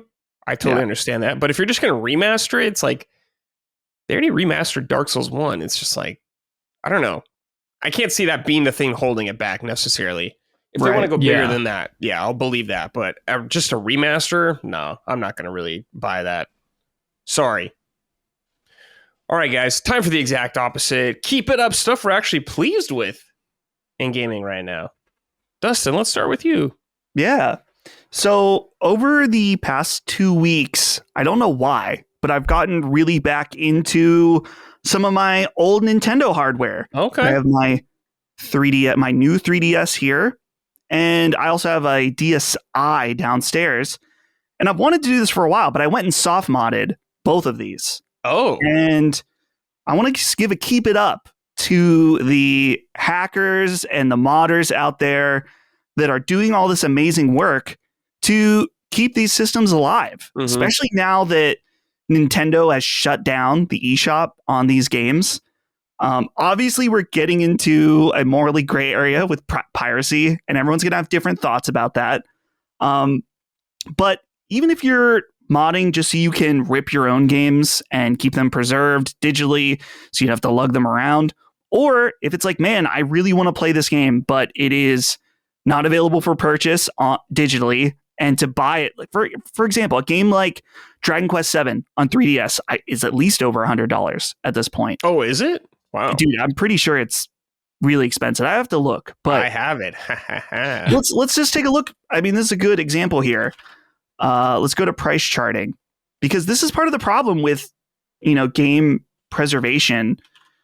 Dragon Quest VII on 3DS. Actually, it's not as expensive as I thought. It's $60. Oh, okay. That's not bad. Not bad, but more than I paid for it. Or is it Dragon Quest? One of them is really expensive. Let's see, Dragon Quest 8. It might be the DS ones. It might be the 4, DS 5, or 6, one of those. Okay, Dragon Quest 8 for 3DS is $99. Oh, I also have that. All right. So yeah, shout out to the modders that are putting themselves at risk from the eye of Nintendo doing this stuff and keeping these games preserved and accessible to anyone willing to do this mod. It's very easy to do, both either a DSi or a 3DS. And it's totally breathed new life into this thing for me. So shout out to them. Yeah, I feel you, Dustin, because I've been going through the Pokemon games, and I just finished Black, and Black by itself was like $100, I think, with the case. So those games are expensive, and there's no way for me to buy it legally. Yeah. So shout out. That's the thing. And I mentioned the morally gray aspect of it, where it's like, I don't condone piracy of especially games that are available on the market. It's like, don't do that. Right. People, there is a cost to that. It's just, you're not the one that's paying it. You're making, someone else pay it. So the fact that these games aren't available, it's like, yeah, it's not legally right. But for me, the idea of like game preservation wins out in that moral standing for me. So some people will disagree. That's okay. But shout out, of course, to the 3DS mod. Brad, you should do this at some point. It's not very hard. Okay. I have a couple. Just whip out the 3DS. Yeah. Love it. What is that one? Is that an XL? This is the standard new 3DS. It is the one that they released on 3DS, right? Okay. You guys probably can't see it over the stream. It has like a textured design of Mario characters. Oh no, I can't see it. This was a Black Friday only release. And then I think I got this for $80 when it came out. And now this specific one is kind of rare. Damn. So, nice, dude. Good pickup. Hell yeah. All right. Sai, anything you're pleased with in gaming right now? Yeah. So this kind of ties back to the PlayStation Showcase in a way, because keep it up, Eastern Hemisphere developers.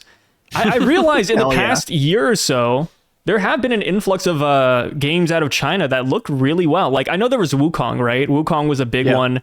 Love that game. And for the longest time, I thought Wukong was going to be a scam. You know, I kept on seeing these gameplay showcases. I'm like, okay, it looks good, but I doubt it's going to play great.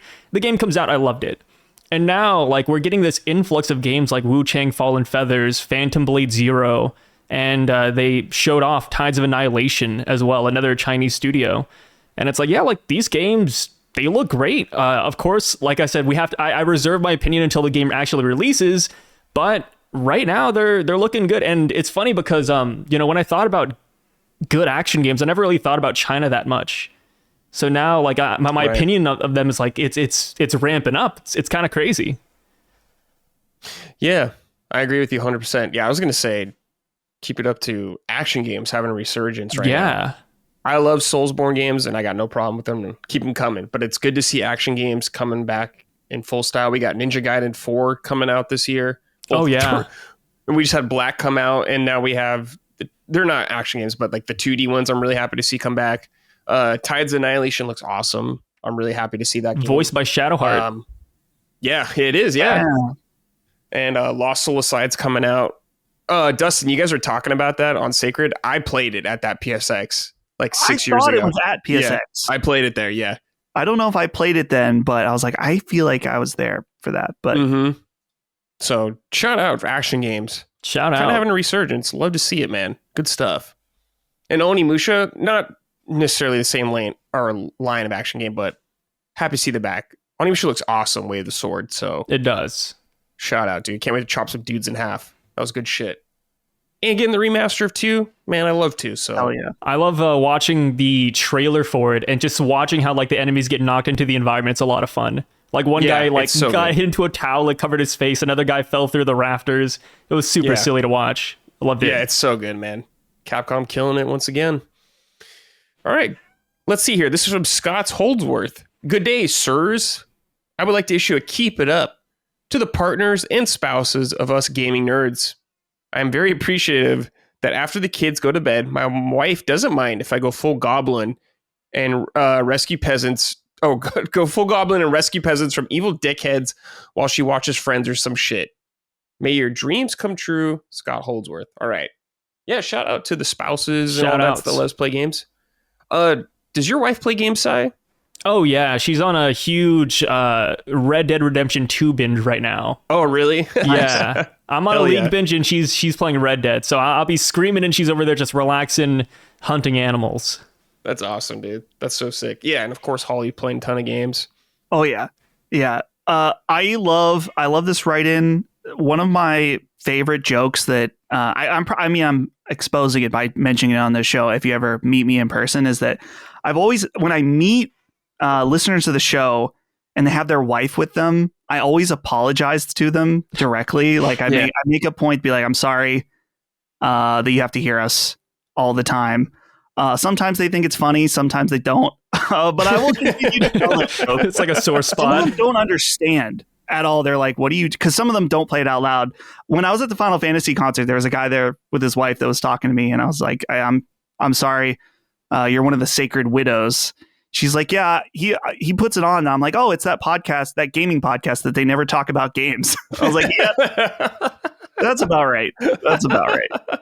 So damn, shout that's out awesome to the ladies. Yeah, out there. Shout out. Appreciate it. Yeah, so it's funny. What you and your wife are playing is like the opposite of what I'm playing. I'm playing all single player stuff, and my girlfriend's playing. She's playing like the Ashes of Creation alpha right now. Oh yeah, Ashes of Creation. Liberty. She's in like that hardcore game in space right now. Pretty much just in the MMO genre, huh? Yeah. I'm always scared to hop into MMOs because I feel like I hopped into Final Fantasy 14 really hard. I'm up to date. I got like most of it's best in slot gear, but I'm always afraid for the day when they announce a sequel or when they end the service, because it's like there goes all of my progress. There goes all those hours I put into the game. I know. I'm scared. I think you got another 10 years at least with 14. They still have 11 going. So yes, 11's still going. That's true. You're safe. 11 I honestly hope they start a new one soon. I would love for them to do Final Fantasy 17 or 18, whatever it's going to be, an online game, but 14 is just very successful, I think, for them. So I don't know, but Dustin. So how far did you get? So Dustin played 14 recently for the first time. He went through Realm Reborn in December. You're in Heaven's Ward, right? I'm in Heaven's Ward. I got burnt out because you played a lot.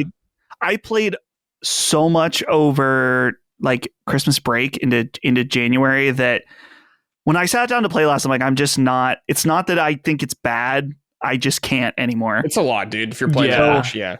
So I'm on break for now. I feel like the meme of the miner that's like digging until he's like about to hit the diamonds and then he quits. And I'm like, I'm not quitting forever. I'm just quitting for now. Yeah, you just put it down for a break. You need a break, man. That's a lot of game to play, dude. Yeah, it's hours and hours. And the thing is that for me, this is kind of blasphemous, but I skip through the story. I don't read any of the dialogue. I just go in. Oh, really? Okay. Yeah, I go in for the bosses. I go in for the dungeons, and that's pretty much it. I'm a completionist, so yeah. I feel like if I went through the dialogue, I'd be there forever. So yeah, there's a lot.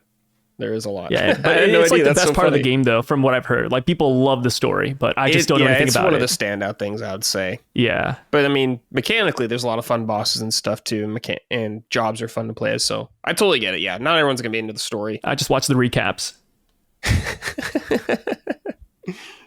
All right, let's see here. This is from Tyler Stafford. Hey boys, a huge keep it up to Colin M.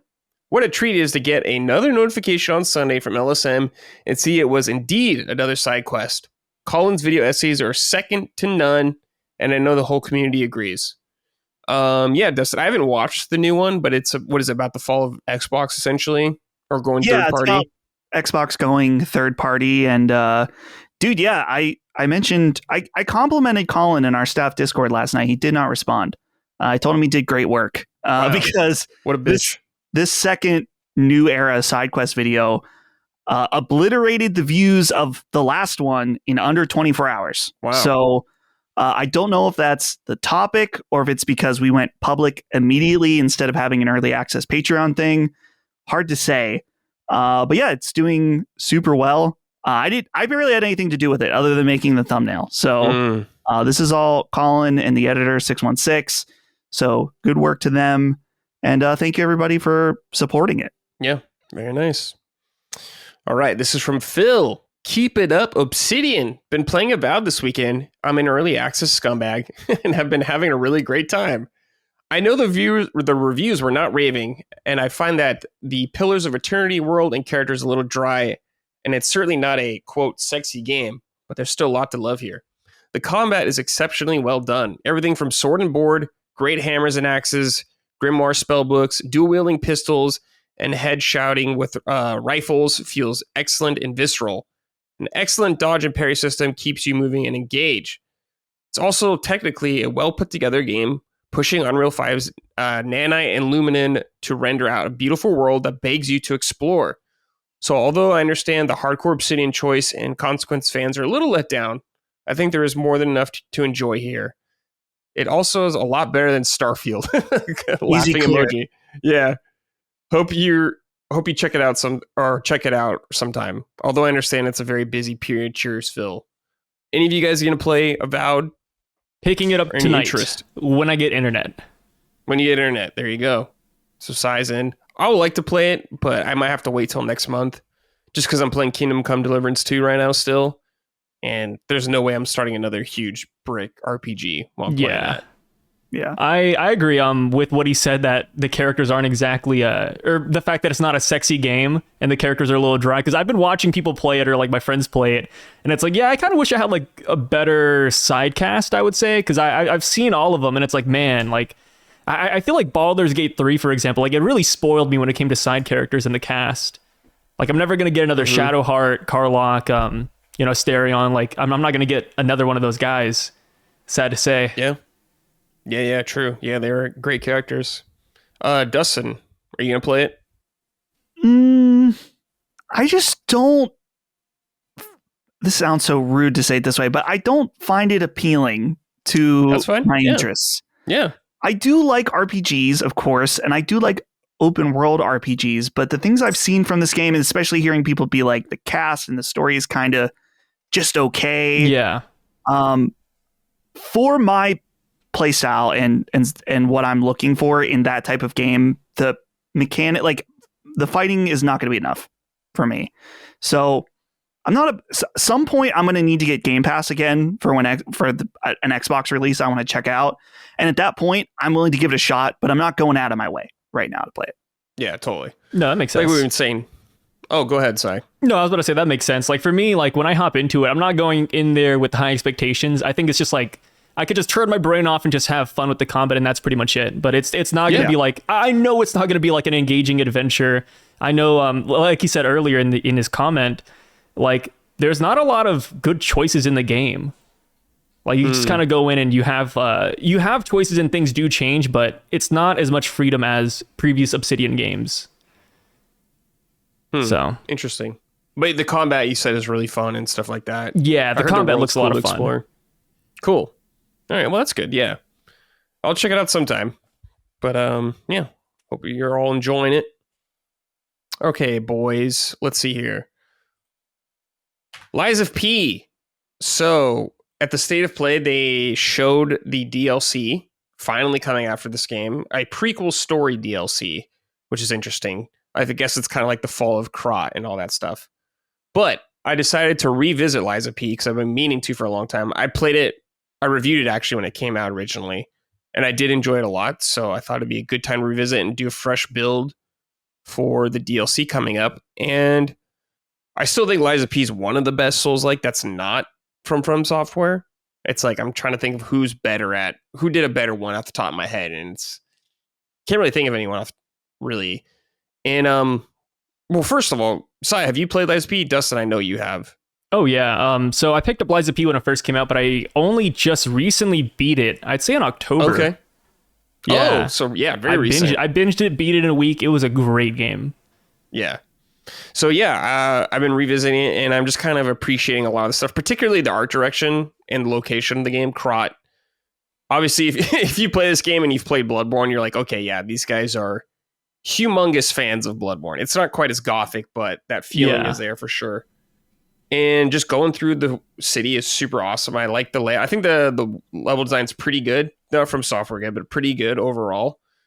I do like the arm mechanic, your like prosthetic arm, which is very Sekiro also. I like the I have like the lightning one right now, and it's really good against robots. That stuff's really fun. I'm going for like a I forgot the term or what it's described as. Maybe it's like the magic build this time around. Last time when I first played, I did like a more dex build. But this time I'm doing like a weapon debuff build, I guess, because I got like an electric weapon that's really good against robots. Then I just got a dagger that has fire on it that's really good against humans and stuff like that to burn them and do dot damage. So I'm going for a build like that right now. And I just think one thing I'm kind of appreciating more this time around than the first time is the weapon swapping, is how you could put weapons together, I guess. So you can take, every weapon has two parts. There's like a blade or whatever and the handle. And you can mix and match these things. And depending, like if you put, let's say you could put the knife on like a spear kind of build like that, and it'll have the spear moveset, but the blade effect on it. I really appreciate that. And all the weapon arts that kind of are tied to these things are also engaged in that. So adds a lot more flexibility than I think more than I gave it credit for before, but not a whole lot, but still more than I originally, I guess, envisioned, or I originally thought. So that's good. The music is really nice in this game. Also, the hub base you go to, the hotel, very nice. It definitely reminds me of like the Nexus from Demon's Souls and stuff like that. This very eerie kind of calming place. Awesome. Love talking to NPCs there. Really good stuff. And Geppetto, of course, you can upgrade all your P organs and that stuff. So it's really fun. But I don't know. I've just been kind of revisiting the game and appreciating it more. I think the parry system is still pretty interesting in the sense that if you can block attacks, but you'll take damage and you can kind of get it back like a rallying mechanic. But landing those perfect parries just like takes away their stagger meter like that, so you can really knock them over. Leaves them open to visceral attack. That stuff's really still fun. I think the boss design's pretty good compared to most Souls games. Like I've said, not close to From Software, but still pretty good in the grand scheme. I think Wukong had some cool boss fights as well, actually.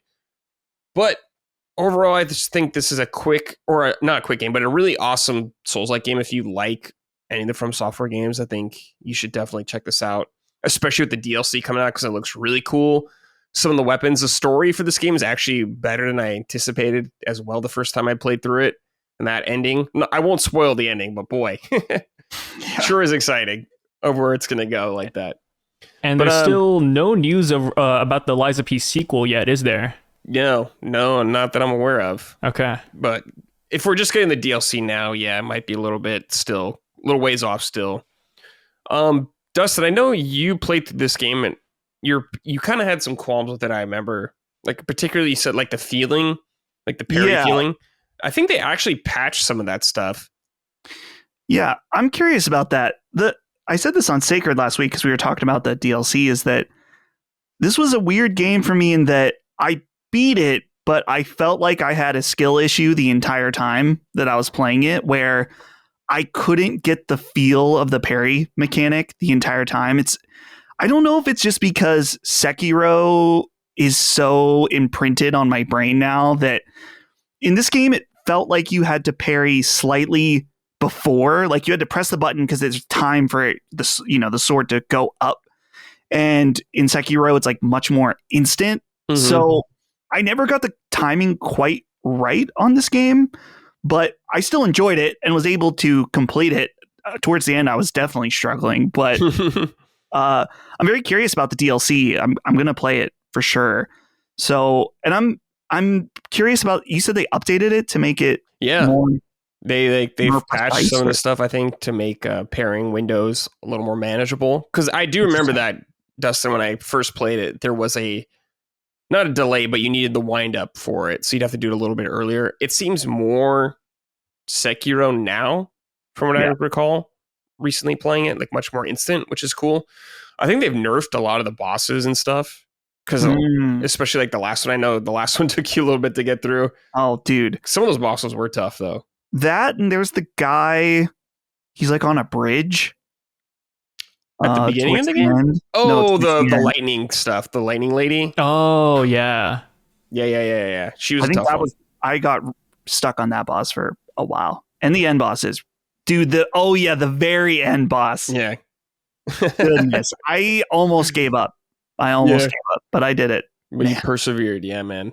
So I think they've made some adjustments like that. So it has been interesting going through. They added some they've had like DLC content they've added over time, like outfits. They have a Wukong, or no, I'm sorry, not Wukong, Wolong outfit that I forgot who developed that off the top of my head.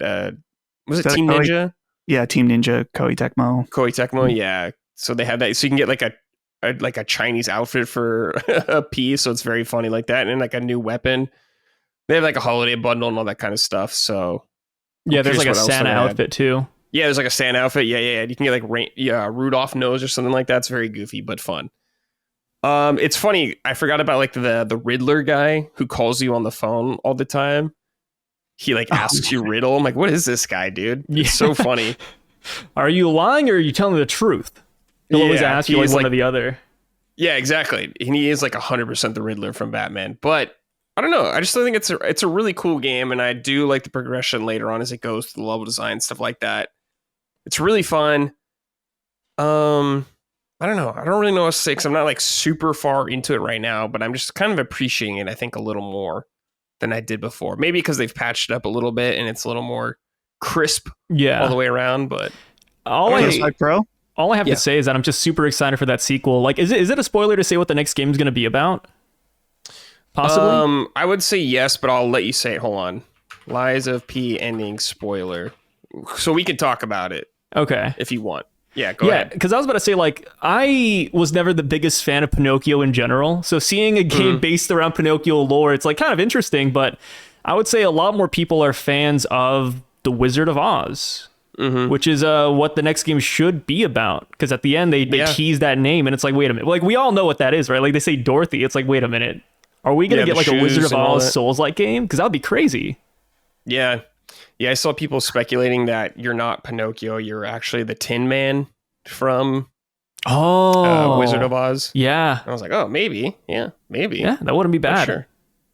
Dude, that ending reveal, that's like the Marvel. It was like a Marvel-esque reveal, like when Nick Fury shows up at the end of Iron Man. It was like, I'm down for a video game classic literature universe. Souls-like. Yeah, it's wild. I like it. Yeah, it is wild. Yeah, they could start going to like Disney princesses. Like, oh, who's next? The Little Mermaid. Yeah, dude. He's just super silly. I'm just gonna cover all of them, dude. Let's see here. This is from Nevitz. Hey, Brad. I've never played a Souls-like game before and don't know where to start. Is Lies of P a good place to start? Should I just start with the original Dark Souls that I already have available on Xbox 360, or should I start light with Star Wars Jedi Fallen Order? Thanks for the advice. Since action games are leaning more towards Souls combat, I guess I can't ignore this type of combat any longer. All right, boys. Coming into Souls-like games, where should Nevitz here start? Hard to say. I would say my gut tells me the best place to start is Dark Souls 3. Because it's a little easier. It's pretty modern. Whereas if you go straight to Dark Souls is great, but it doesn't play like the modern ones do. Dark Souls 3, it runs great. If you play it on PS4, on PS5, you'll get a pure 60 FPS. Maybe not pure, but pretty damn close. You'll get it has a lot of the modern trappings of like Elden Ring. It'll teach you how to play. I feel like that's the best option. Or maybe just hop right into Elden Ring. You know? Yeah. Sure. A lot of people did, yeah. I'd say Elden Ring is my go-to place, just because you have so much freedom in Elden Ring. I like Dark Souls 1, 2, and 3 because it's more streamlined. Like, they kind of force you down a certain road for the most part. But the glory of Elden Ring is that there's so many different builds in that game, and you can just... If you're struggling with one boss, you can easily just go to a different one whenever. So I think Elden Ring might be the easiest one to get into. And then Lies of P probably. Yeah. Elden Ring has like a lot of tools to help you. Yeah. Like the Spirit Ashes and all that stuff as well. That can definitely help a lot. Very beginner friendly. Yeah. Just don't get overwhelmed because the world is big. That's the only thing I worry about is like people just getting overwhelmed and being like, I don't know what to do. I don't know where to go. Like I was surprised how many people I heard that they didn't know where to go in the game. I was like, there's a giant golden trail telling you where to go for like your main stuff. But I don't know.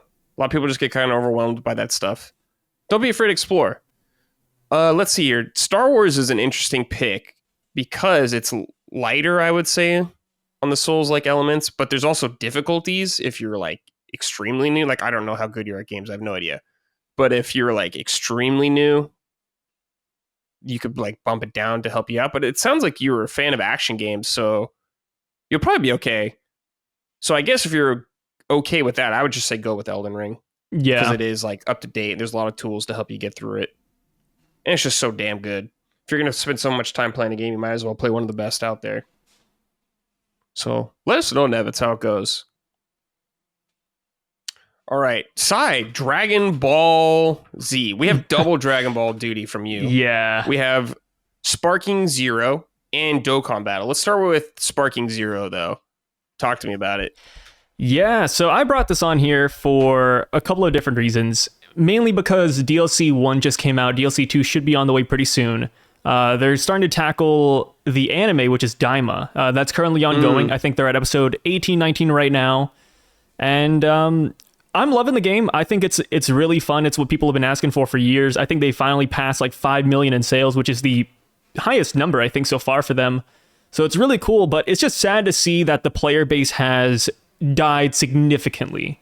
Oh. Yeah, comparative to like Tekken, Street Fighter, and Mortal Kombat. I think Sparking Zero's at the bottom of that entire rung. And I think it's just because after people beat the campaign, they just stop playing, which, I'm going to kind of get into it here, but we got a comment from Shays. Yeah. And they're asking me, like, how am I liking Sparking Zero? I personally really enjoyed it. I think the what-if battles are great, but I think it's just missing that competitive feel. They say they were literally playing ranked battles every single day. They got 160 hours in the game as of now. It hits a perfect balance between casual and competitive play.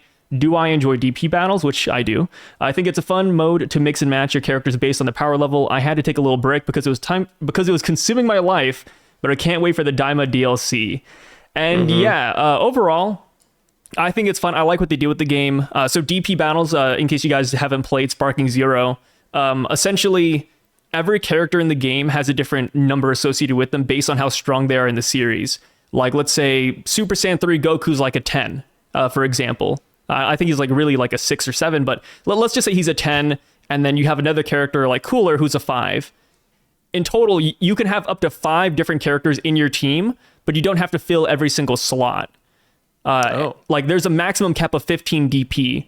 So even though I can have 5 characters, if I want just Super Saiyan 3 Goku and Cooler, that makes 15 right there, and I can only take those 2. I like that because it really makes you think about who you want on your team, and you have to kind of balance it out yourself. But I will say that also introduces a downside of the game, which is why I think the game is kind of falling off and when it comes to players right now. But the game's not exactly super competitive. There's not a lot of tech, and every character feels samey. You press, like, if you want to do a combo on one character versus another, it's just square, square, square, or XXX, right? Like, that's pretty much it. And I think that's a little bit unfortunate because, of course, like I said, like, it's not retaining those players. And then if you watch a competitive scene, it's just people kind of flying back and forth, charging up and shooting. And there is skill there, but I think it's not the skill that people necessarily want to hone. At least when it comes to like the fighting game community. But yeah. I was just going to say, I think from my understanding of this game is it's just not like a hardcore fighting game necessarily. When you're talking about like Street Fighter, Tekken, and so like the hardcore Dragon Ball game was fighters. Yes. That's where kind of that scene was at. This always seemed like there's nothing wrong with it. This just always seemed to me like the more casual, friendly approach kind of fighting game, and I know a lot of people love it. So I can't see really a lot of these players kind of sticking around, like you were saying, for a long time. Yeah, after the initial glow for the campaign. Yeah, after the initial glow, it definitely dies down a little bit, but it is fun. Like, if you don't mind just hopping in, chilling for like 30 minutes while somebody beats you up online, like it is the go-to Dragon Ball game, and it is what people wanted for the longest time. And Daima, man, I don't want to talk too much about like Daima spoilers because I know not everybody's caught up, but there's a lot of characters that they introduced in that game that will give longevity to not just Sparky Zero, but the other Dragon Ball game that we'll talk about here in a second, which is Dokkan Battle, which, yeah, they know what they're doing. They're printing money over there. Oh yeah, dude. So many Dragon Ball characters. Like, how many versions of Goku are in this game? I think 10. It was more. I think it was like 16, if I recall correctly. Yeah, it's a stupid amount of Gokus, but it kind of makes sense. It's like Goku at the beginning of this arc, the middle of the arc, the end of the arc, Super Saiyan 1, 2, 3 versions, and then it's a lot. Yeah, there's a lot. Yeah, of course. And there's like a ton of other side characters because I'm sure they have all these characters from Super and stuff like that. You're saying, and if they're doing Daima, yeah, because they probably have like another Kid Goku now in it. Yeah, because I assume they have Goku from Dragon Ball when he's young. Yeah, now they probably have Daima version. And then do they have GT version as also? They have GT versions, but like I said, there's a lot of room for DLC because the GT side of Sparking Zero is very limited. There's not a lot of characters from there yet. Yeah. Do they have Baby? Yes, they have like, Baby. Baby Vegeta or whatever. Yeah. It's been a long time since I've seen that. Baby Vegeta is one of my favorite characters out of GT. Yeah. Just the fact that he possessed everybody was pretty cool. Yeah, that is really cool. Yeah, I don't know. What do you think? Do you think they're going to try to do something side dramatic to get player base back involved, or are they kind of just cool with just releasing characters? Like, I don't know what else you could really do. Yeah, I think they're just cool with it, to be honest. Yeah. Like they talked about like how the developers said that they didn't want to bounce the game when they started making it. They said they went in with the mindset of just having fun and not worrying too much about the little details, which it's for better or worse. And yeah, like I think they know what they're doing. They know what sells, and it's worked so far. Hopefully we do get another competitive fighting Dragon Ball game though, like Fighter Z. I think I would just love another one of those. Yeah.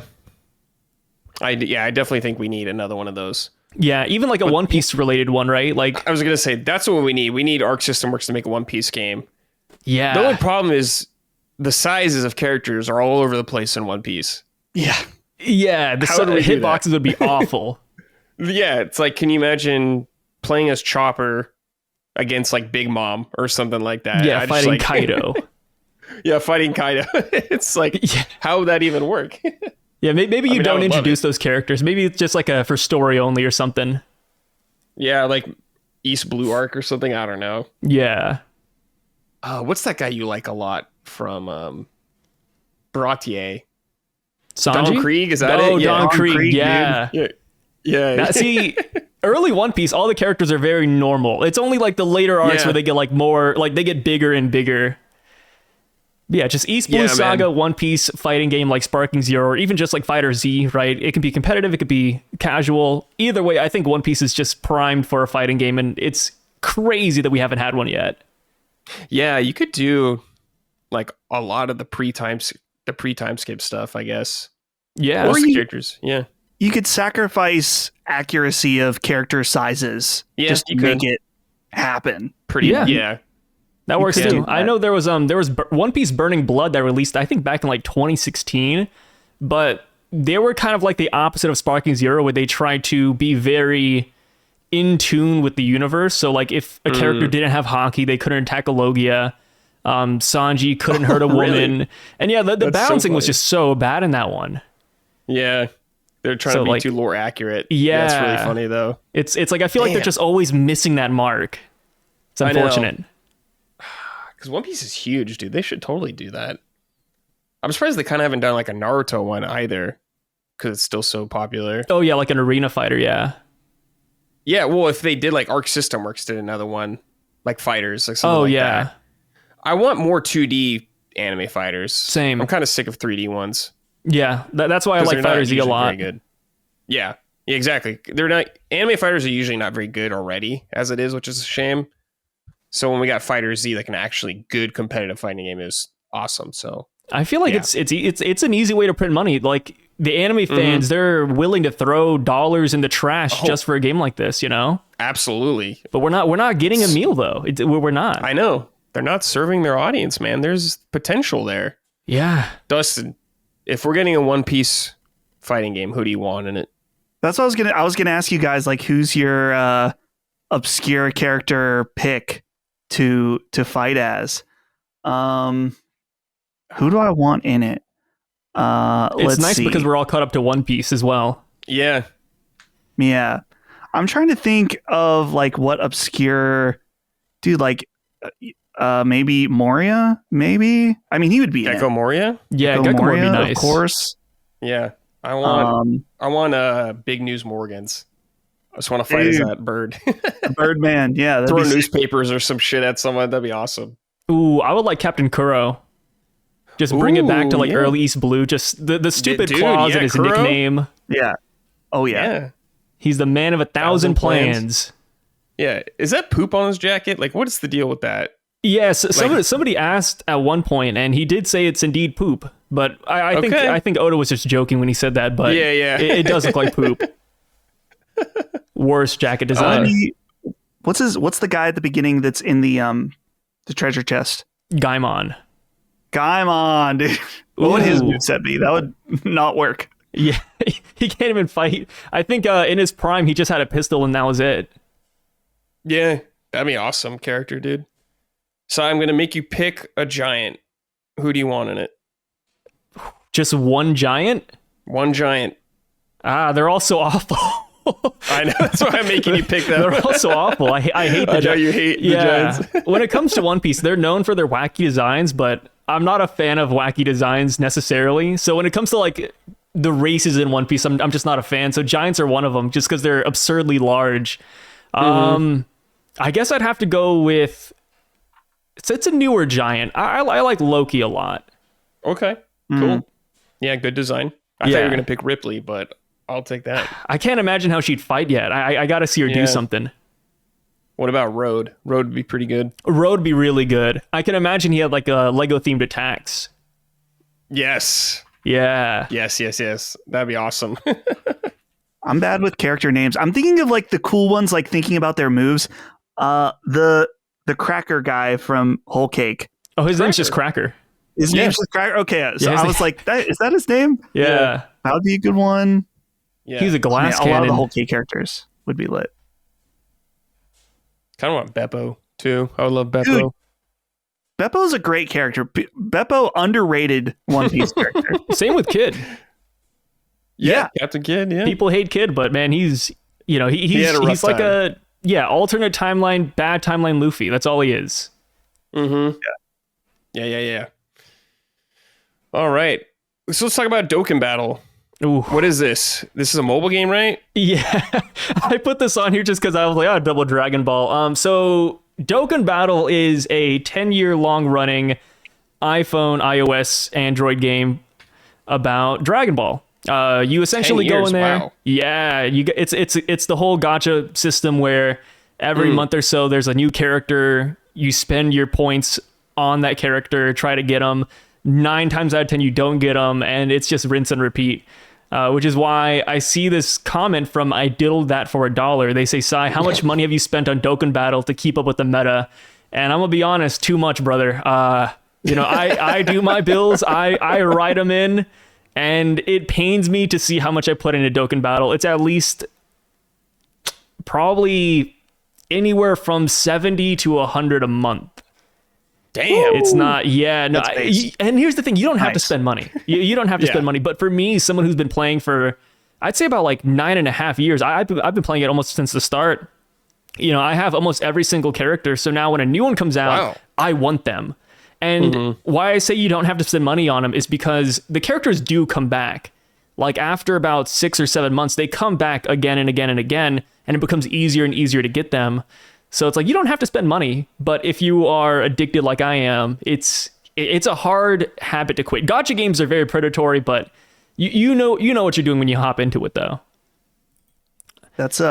I'm playing the Pokemon TCG app, and I have not spent money on it, and I never will, because I know if I do it one time, the seal is broken. Yeah.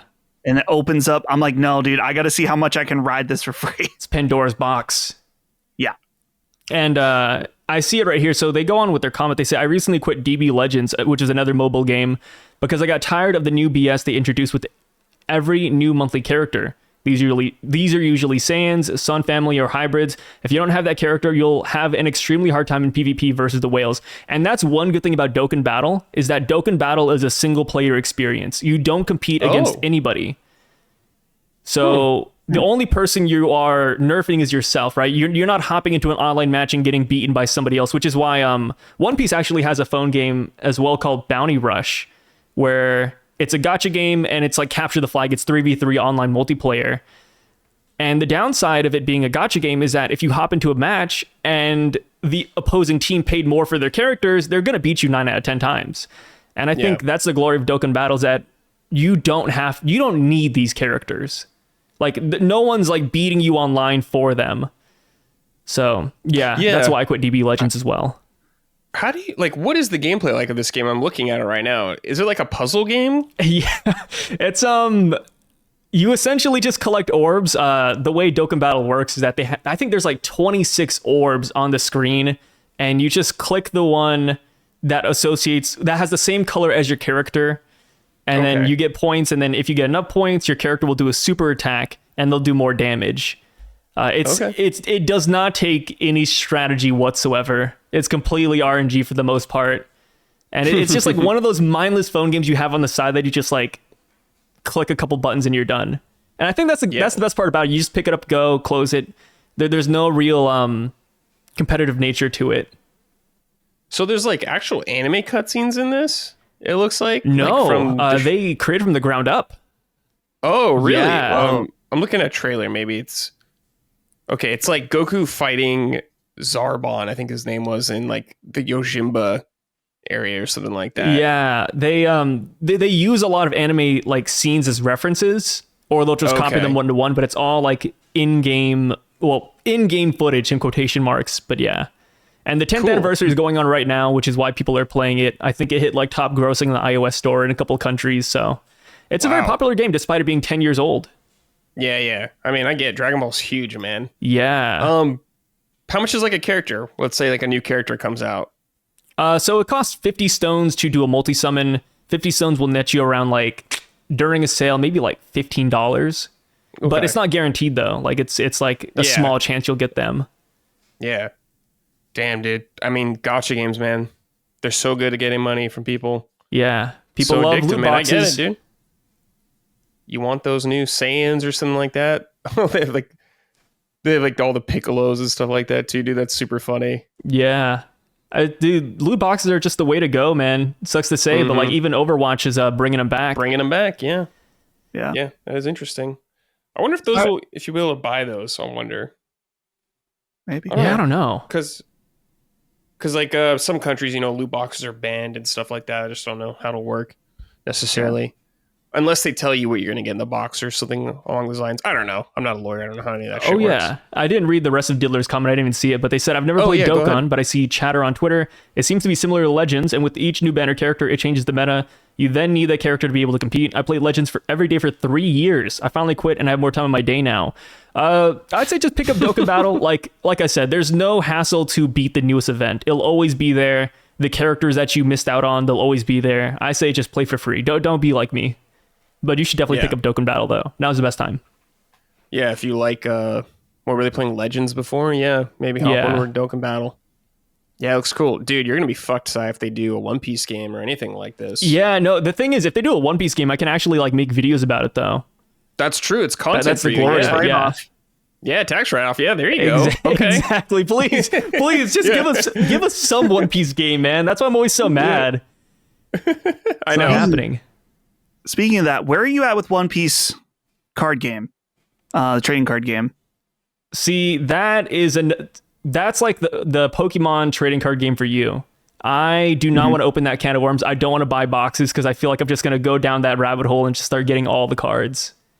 So I've not gotten into it. I have one stack on my desk.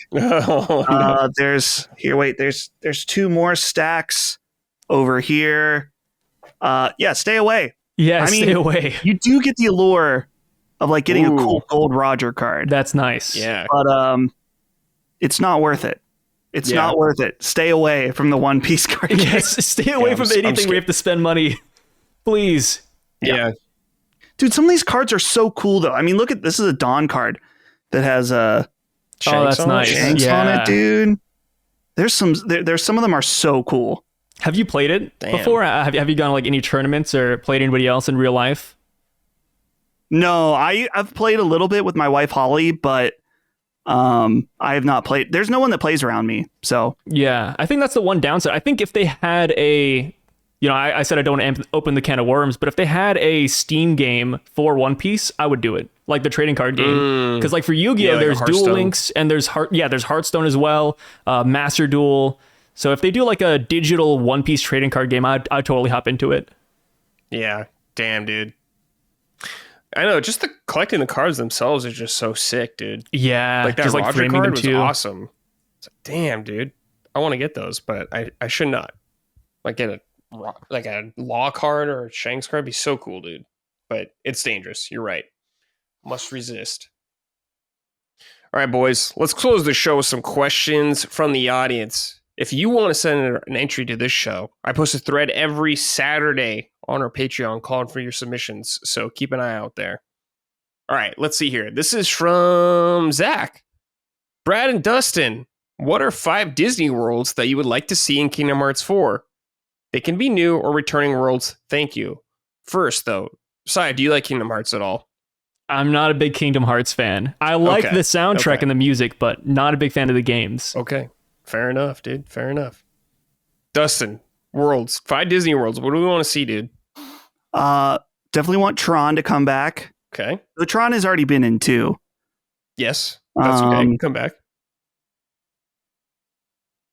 I don't know, man. This is tough. Okay.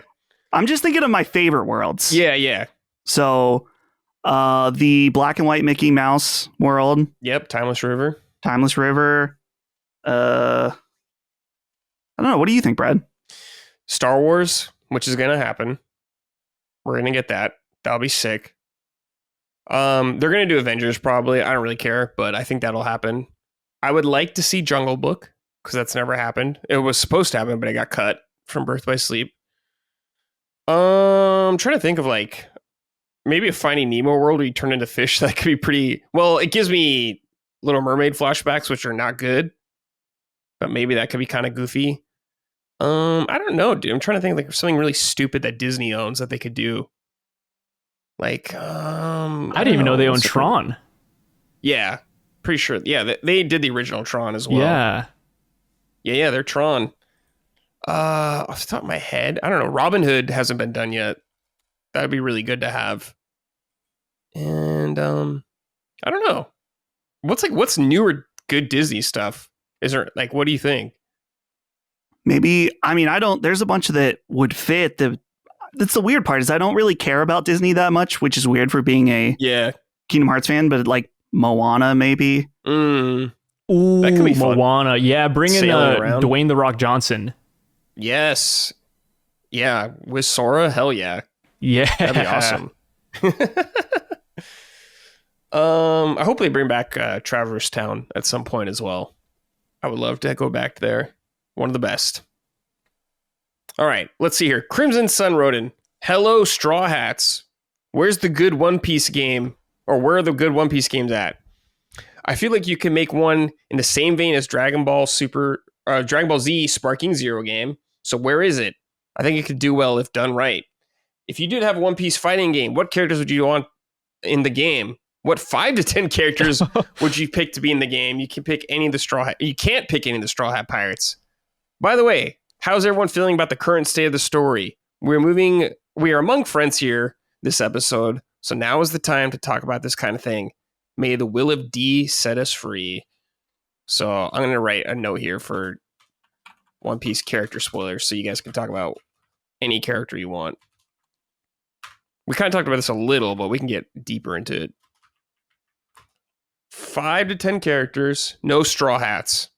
No Straw Hats. If we can say spoilers, I will say the most recent characters that have been introduced. I'm a big fan of villain organizations, so seeing the God Knights pop up, I definitely want all of them. 100%. Yeah. Shamrock would be awesome to have in there. Yeah. What's the girl's name? Gunko. Again? Gunko, that's it. Yeah, she'd be really cool. She has a really cool devil fruit. Like that arrow thing or whatever. That could be really fun. Even Garling. We haven't seen him fight yet, but bring in Garling. Yeah.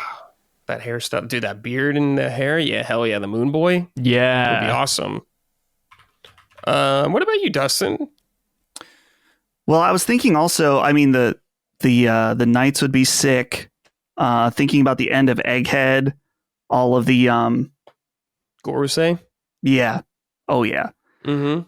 I'm thinking of, I like the idea of I guess we were talking about random side characters earlier that might be cool. Like, I don't know, Mr. 3 or something. Yeah, Mr. 3. Seeing how they would fit them into a fighting game.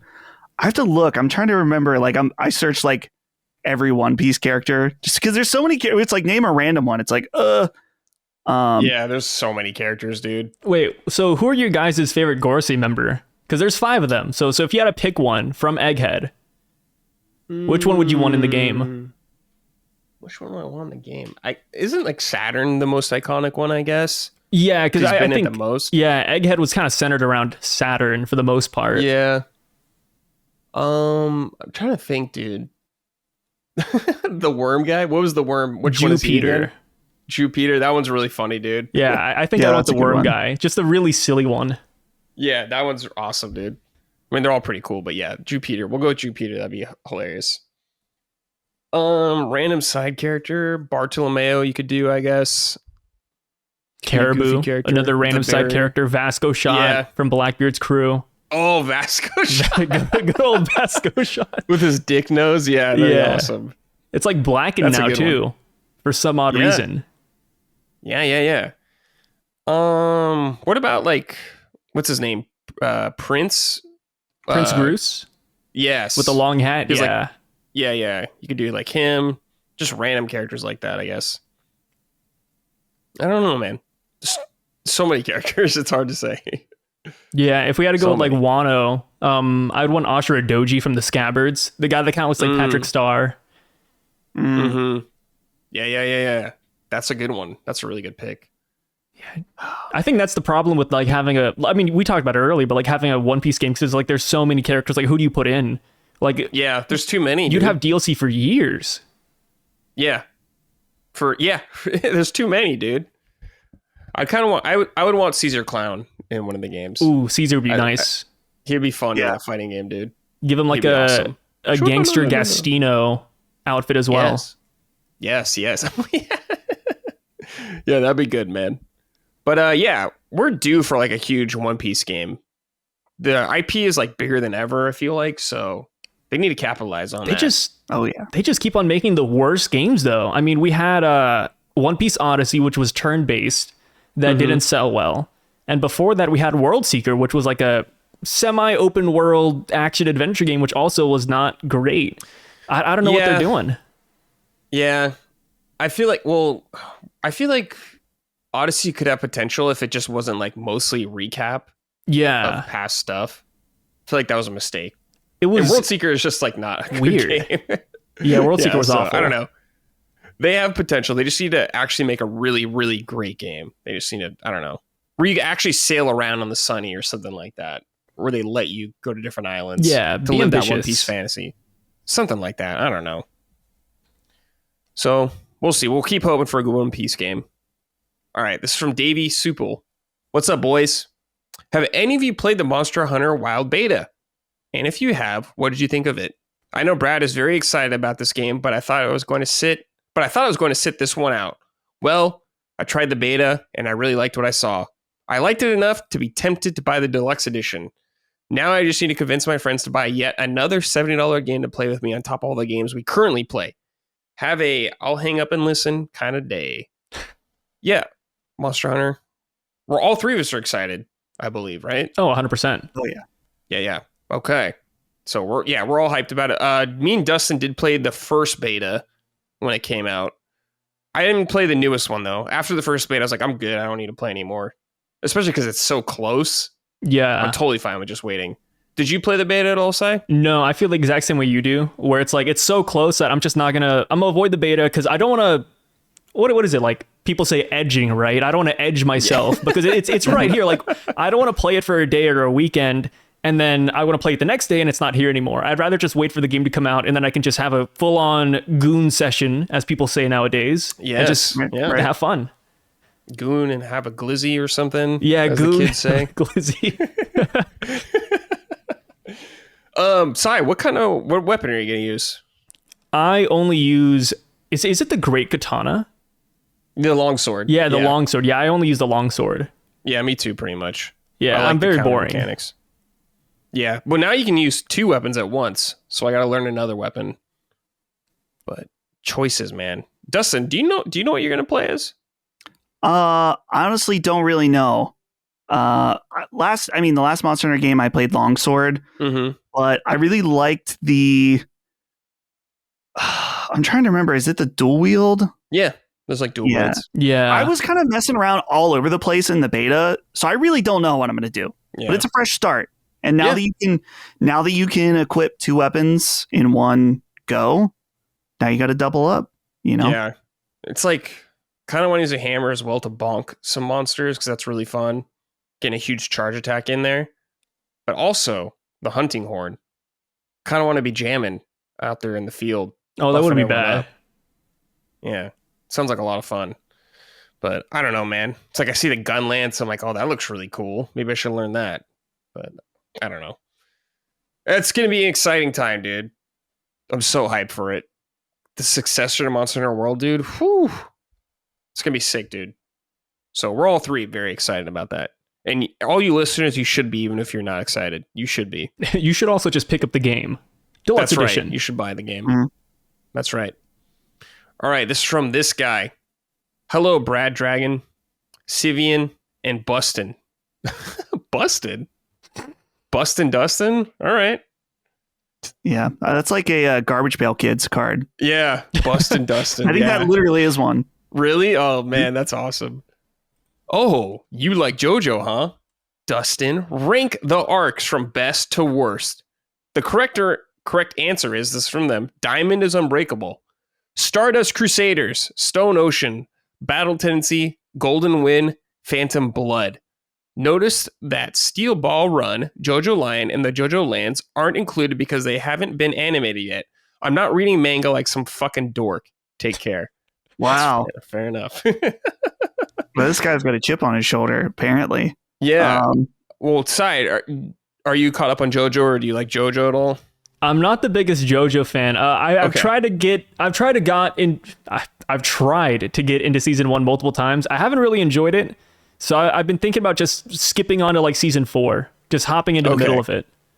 Is it the character designs, since you don't like goofy character and wacky designs? I think it's the art style. Really, it's not even the characters necessarily. I think it's the art style of season 1 and how I give it that it has a lot of artistic flair. But just seeing the colors shift every other scene is kind of strange to me. So I think that's why I stopped like watching it. I'm like, maybe I'll come back later. But I've done that like 3 or 4 times now. So we'll see. Right. Yeah. The first part of JoJo is the most traditional in that it's not that weird. I mean, there's weird stuff in it, but it really doesn't truly start getting going until part 2 or part 3. But I get it. A lot of people, I mean, you want to start with the beginning, and it is like, it's not like One Piece and it's layering, but there is some of that. So as far as his list here, it's not too far off from what I would do. Number 1, Diamond is Unbreakable, based pick and accurate. Stardust Crusaders 2 with my man Jotaro, also accurate. After that, Stone Ocean being 3, I would probably put Battle Tendency above that. That's part 2. Then Golden Wind or Phantom Blood. So Golden Wind is the part with the Italian mafia, and that's a lot of people's favorite. I don't particularly like it that much. So I might even put Phantom Blood 5, Golden Wind last. Which very unpopular take. But overall, dude, Diamond is Unbreakable. That's the slice of life, like high school one. So good.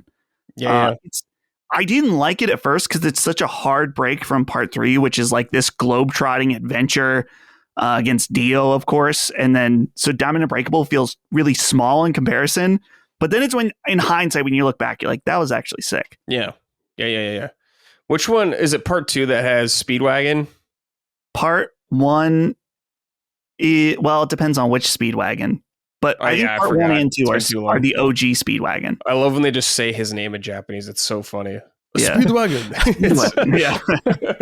It's so good, dude. All right. Okay. Well, there's Dustin's official ranking. It's canon now.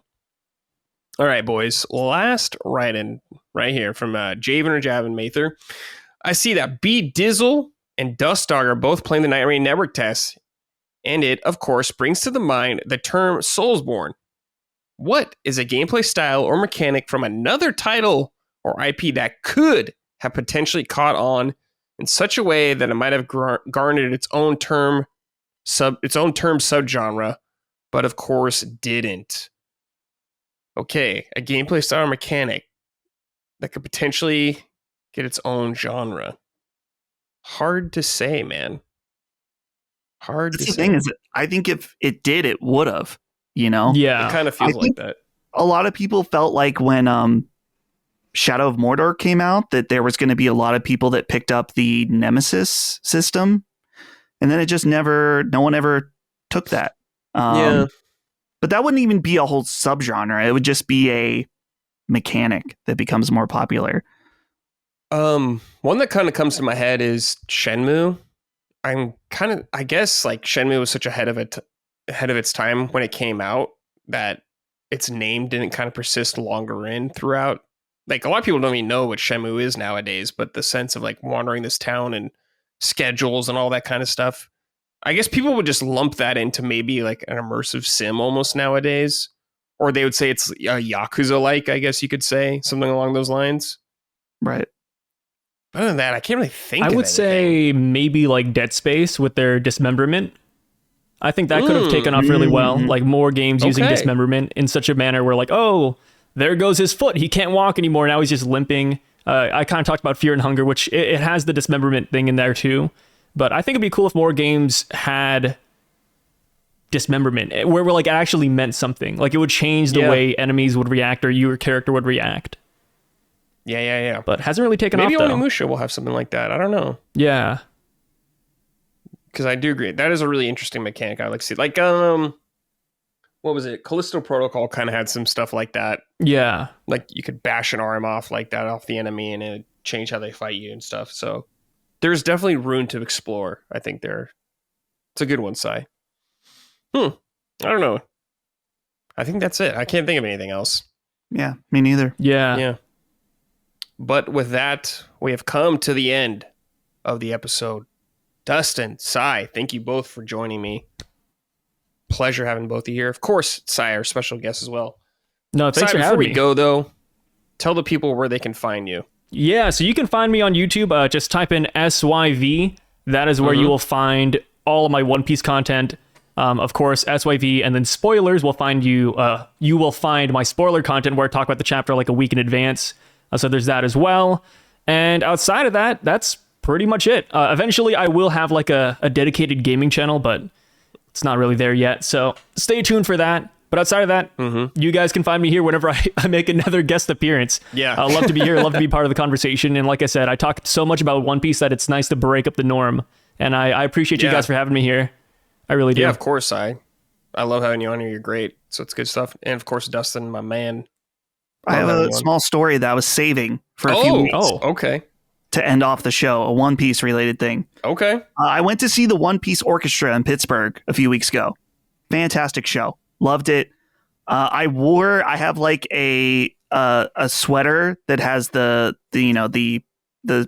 logo of the Straw Hats, right? The Jolly Roger. And I was wearing it, and Holly and I went to Five Guys after, very classy. Yeah. Where, after the symphony, we go to Five Guys. I order, and the guy looks at me and says, "So, do you think the One Piece is really real? Or is it the friends we made along the way?" I almost left. The restaurant. Like, you fucking ask me the One Piece is real? Did you not hear what Whitebeard said? Yeah. At Marineford? You fucking idiot. Yeah. And then I threw my drink at him and I left. No, I didn't really do that. But that guy did ask me that, and I played along. But at the same time, I was like, "You motherfucker, don't fucking ask me if the One Piece is real." Yeah. Of course the One Piece is real, dickhead. I think they've asked Oda that before, haven't they, Sai? Yeah. They asked him if it was the friends made along the way, and he said no. There's like a tangible treasure out there. Yeah. So, which also good. Unlucky that you stayed at Five Guys, because you must have ended up spending up like $100. Five Guys is so expensive. It's so expensive. I end up going to Five Guys like once every, I don't know. We don't have one here. So like 4 to 6 months when I'm like traveling to or from Pittsburgh. I got a burger for me, burger for Holly, a milkshake, and no other drink, and fries, like a regular fry. Okay. Yeah. I want to say it was like $40 or something. 35, maybe 30, 35. I was like, what the fuck? It's ridiculous. Yeah. And it's good, but it's not that good. Yeah. It's not that good. It's not that good for how expensive it is. It's good, but yeah. It's good, yeah, but you could buy Nightreign for that. Yeah. Insane. Yeah. And Nightreign will last you like 100 hours. Yeah, holy shit. All right, everybody. We're going to get out of here. Thank you for watching, listening. We appreciate it. And we'll see you guys next episode. Take care, everybody. Goodbye. Summon Sign is a product of Last Stand Media and Collins Last Stand LLC and is proudly recorded in the USA. The show is written and hosted by me, Brad Ellis. The show is produced by Dustin Furman. All of Last Stand's theme music is by Ramon Narvaez. Summon Sign, along with the rest of Last Stand's media shows, are fan-funded on Patreon at patreon.com/laststandmedia.